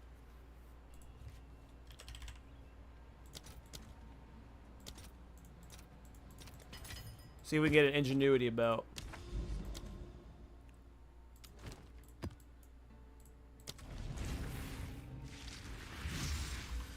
You mean you vendored a few quad tabs? I crafted about a quarter of one of them and then vendored the quad tabs. But yes.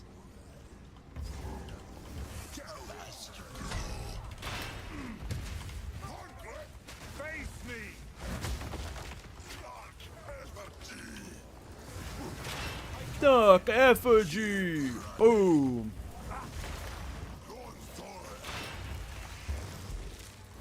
I'm rooted. Get down from there.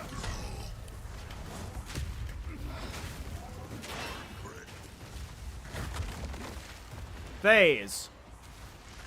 Do you prefer the Titan version? Oh yeah, Titan's the best ascendancy in the game. So it doesn't matter what build we're talking about, I'm going to say I prefer the Titan version. But Smith of Katava is better on a budget. Shit, I'm lost. Lead me, Wisps. Cannot help you here. What did he call me? Oh.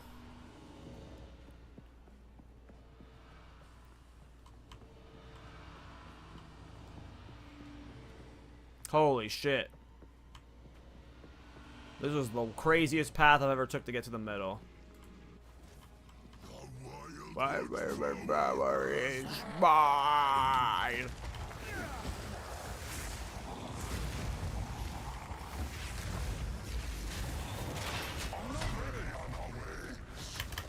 Ooh.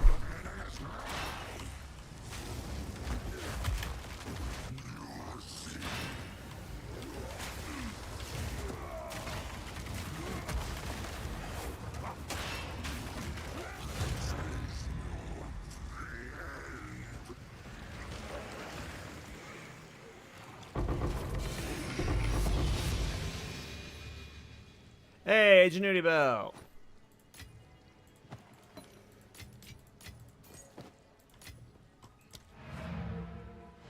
Yeah, I'm never going to do crafting and dropping, though. When I'm in my killing mode, I don't want to stop to think about that stuff. Is that even a good roll? What's a good roll on the Ingenuity belt anymore? That's bad.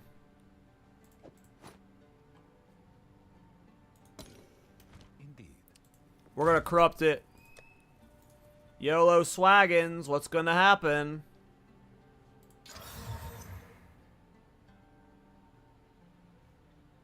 Is that good? I doubt that's good.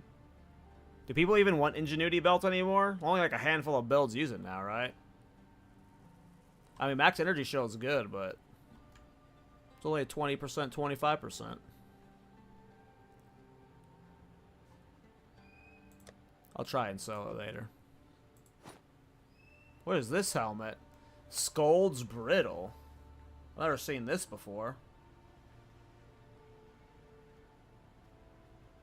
100% increased spell damage.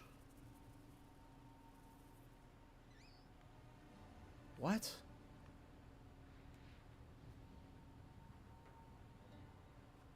This is a weird ass helmet.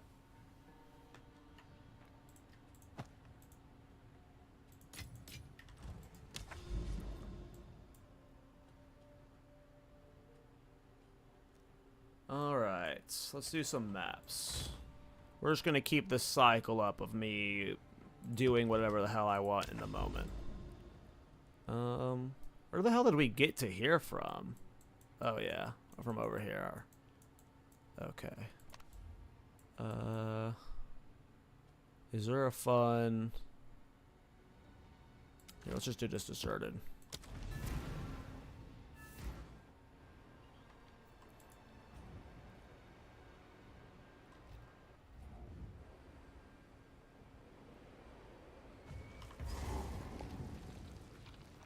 Hey, have a good night. Thanks for hanging out, man.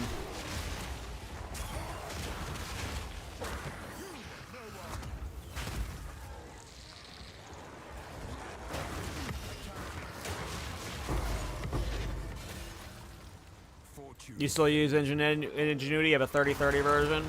Yeah, I know there's a few builds that use it. It's just like, I guess compared to last build patch where like every build used it. Michichi, no. I almost never see it now. I could definitely see being worth it if you like had two really good rings that you wanted to enhance.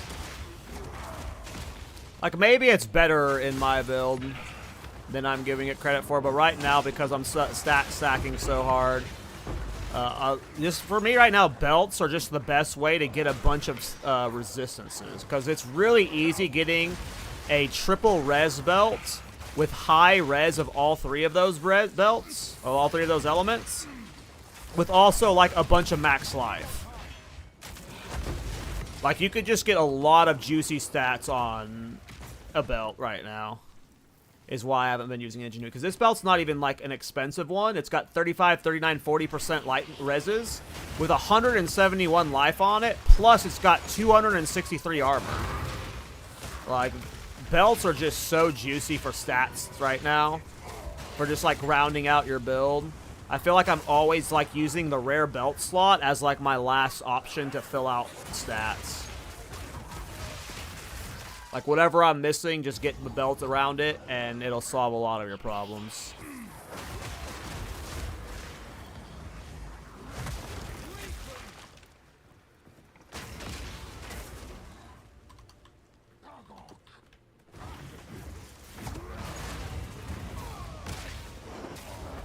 But if you weren't starved for that, and, like, let's just say, like, I had, like, good stats, and I was just using my rings as, like damage boost with, like, added attack damage stuff and, like, rarity and stuff, I would love to slap a Ingenuity in. But right now, like, I'm barely holding on the res cap.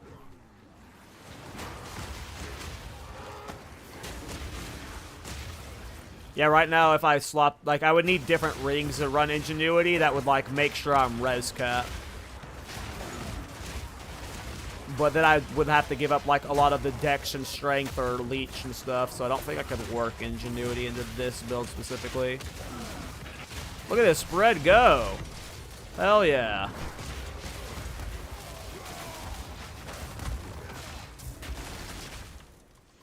I love these cleansed maps sometimes. They're just so dense.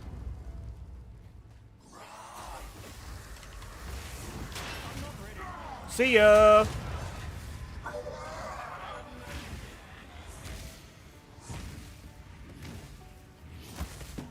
Is there a sweet spot? I know it's got a worse accuracy at a longer distance, but I'm not playing any, like, specifically close combat stuff. I do get close just so it guarantees the hit, but also I also get close because I want Solar Orb on the boss and I want to be standing in the Solar Orb.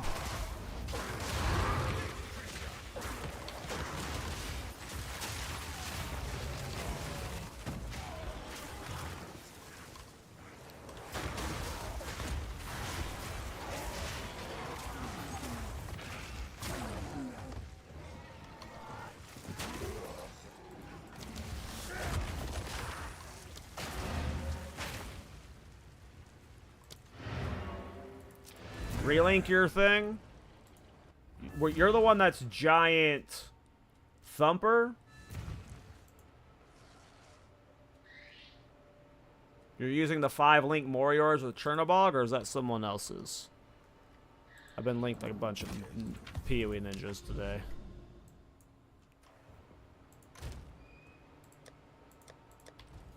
Yes. There I go, picking up crap again. Go.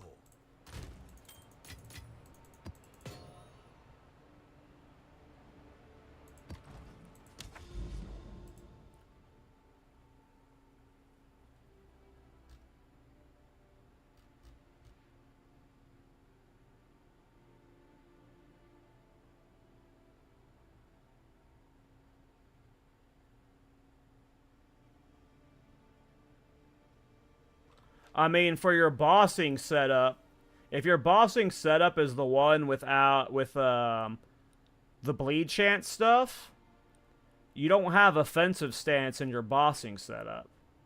You're losing all of that damage per block chance. So if you're swapping to your bleeding chance exposed wounds setup for bossing, you're missing out on all of that bonus damage. And looking at your PoE Ninja, and if I see your offensive stance is in the red weapon set, and you have the bleeding green, like all the green stuff for like the empowered and tax and stuff is in a different weapon set. You want offensive stance and lay siege at all times because those are just like a lot of damage increase if you're at like you don't have this in your main weapon set. Like you're swapping out of this. Offensive stance is a lot of damage.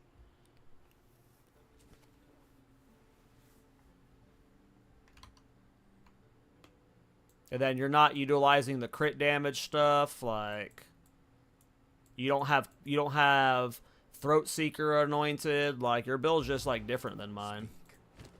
You're just like missing like a few things that are just like neutering your damage. Like you don't have like because you're anointing Lay Siege. Is Resolute Technique the problem? What's Resolute Technique? Oh, yeah, if you're taking Resolute Technique, yeah, that's neutering your damage, homie. I even noticed that in the build. Yeah. You can't crit with that, and Sunder guarantees your crit is where we're getting all our damage, so you're hardcore ruining yourself by having Resolute Technique still anointed. Or not anointed, but taken. Yeah, that's where all of your damage loss is coming from. I still think it's a problem that you are not having Offensive Stance in your main setup. And like you're ruining your build by not having like some crit damage bonus stuff from like this section here. Like if you could squeeze in Barbaric Strength for the crit damage bonus, that helps. But also like Throat Seeker as your anoint, this is 60% crit damage bonus for like no loss. Like reduced critical hit chance does not matter for this build, because it's 100% critical hit chance. Oh, it wasn't refreshed. Gotcha. Well, yeah. If you get Throat Seeker and you get rid of Resolute Technique, that'll fix all your problems. That'll fix all your problems. Maybe not all of them.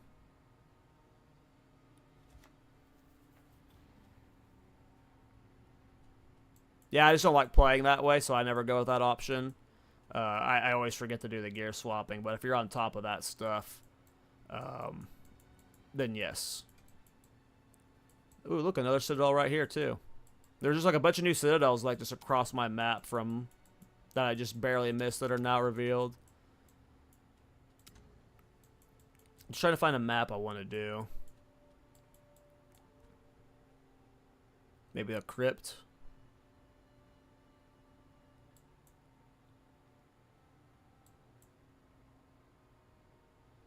Let's do this crypt. Yeah, it took me way too long to notice that. It should have been the first thing I thought of. Like, why is your damage so much worse? Yeah, you just weren't critting. And critting is like why you run Sunder. Is for that guaranteed crit.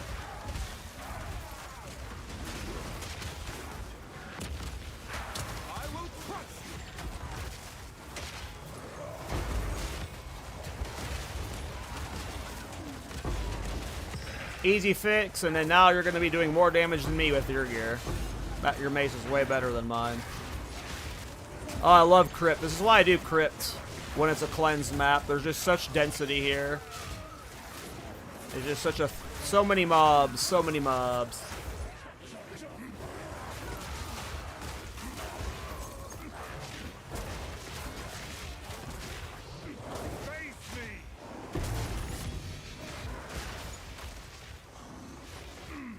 What is this? This is a new item?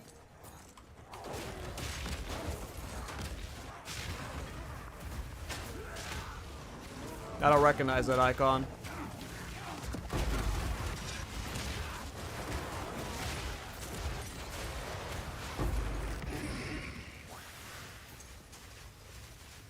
Nope, not new. Gotcha.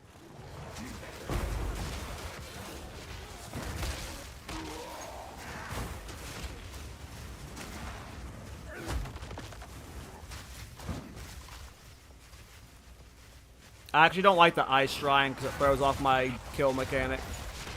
My spread.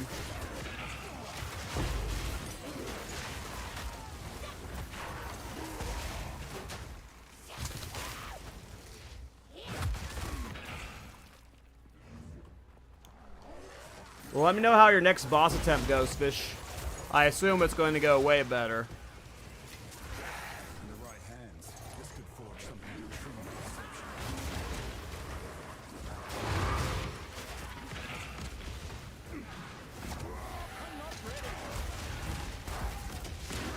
When it comes to trading, I like the idea you had with Alva. I think, like, it's the best way GGG can, like, easily just lean into making trading easier without, like, having to make new stash tabs and stuff.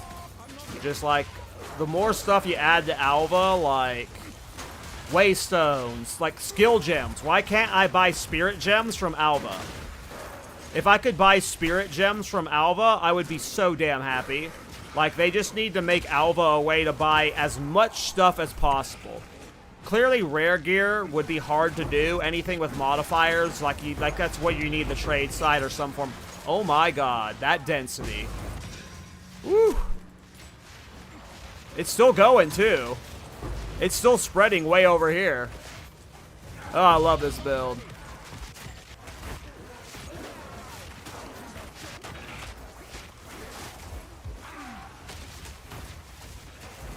But yeah, I just think they need to lean into Alva. Waystones, tablets, skill gems. Let me get it from Alva.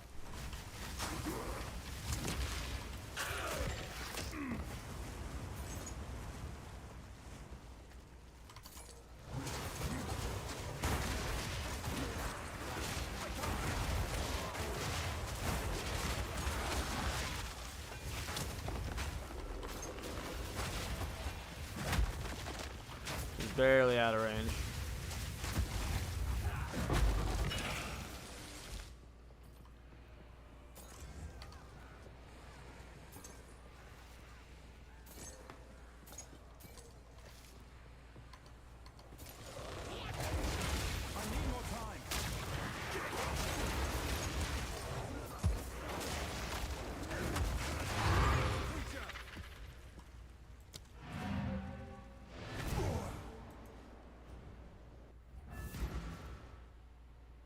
Yeah, and from a developer standpoint, that makes complete sense to me, Rook Glass. Like, Alva is just like such a good base for balancing a lot of that stuff, to be honest. I just hope they lean more into it. Oh yeah, Alva's great. Like, I mean, I use her all the time. Like, just being able to churn between Exalted, Divines, and Annulments alone is, like, key to the game. But, like, getting all of your distilleds, like, I've done, like, I'm about to do another Breach attempt on stream. Fuck it, let's go do another one. Like, all because of Alva. Wastegate. Ugh. I could see that being cool in a build eventually, but there's not enough flask support yet.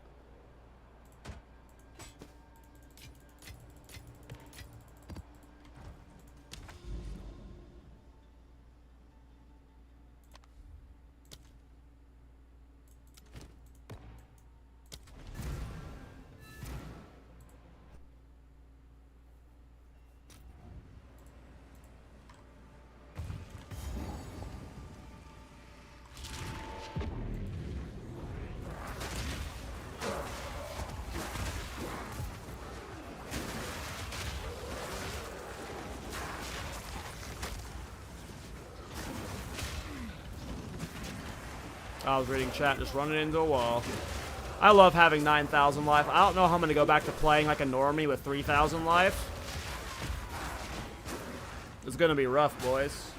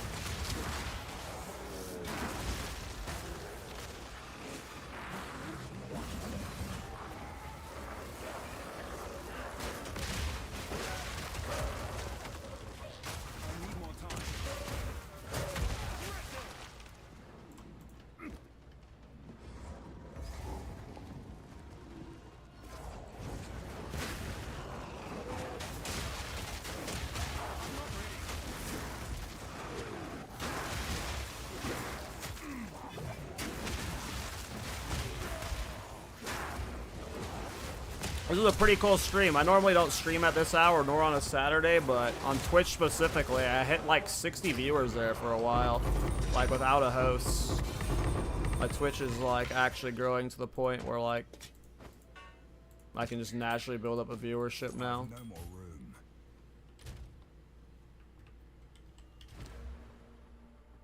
Let's go ID this stuff.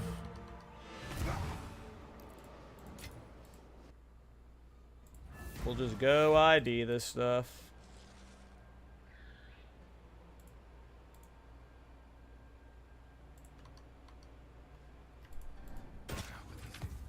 Okay, we'll look later.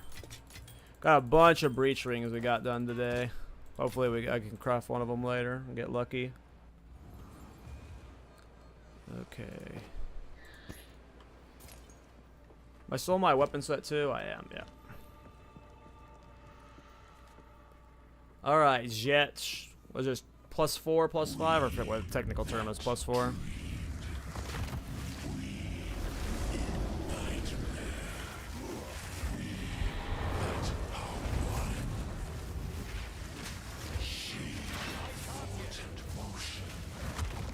Oh, I missed.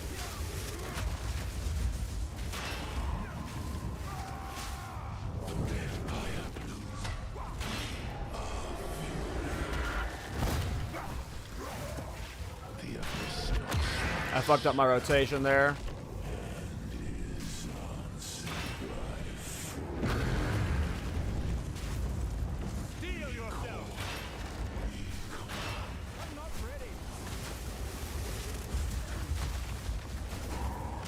I keep fucking up my rotation. That's neutering my damage.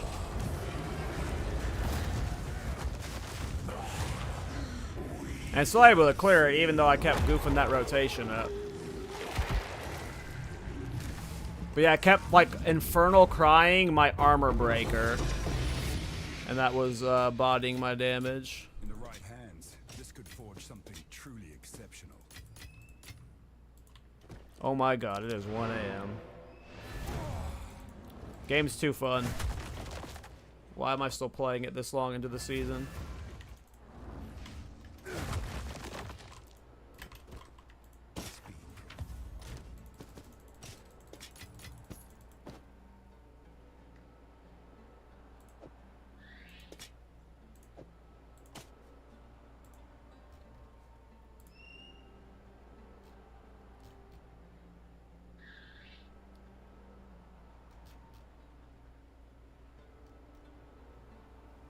I'm not sure.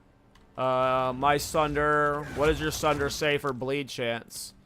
My bleed chance for Sunder is 96% right now on my current gear. So. What is it? I don't know. I'm bleeding pretty often, so with Sunder. What is it? Go. I am not sure.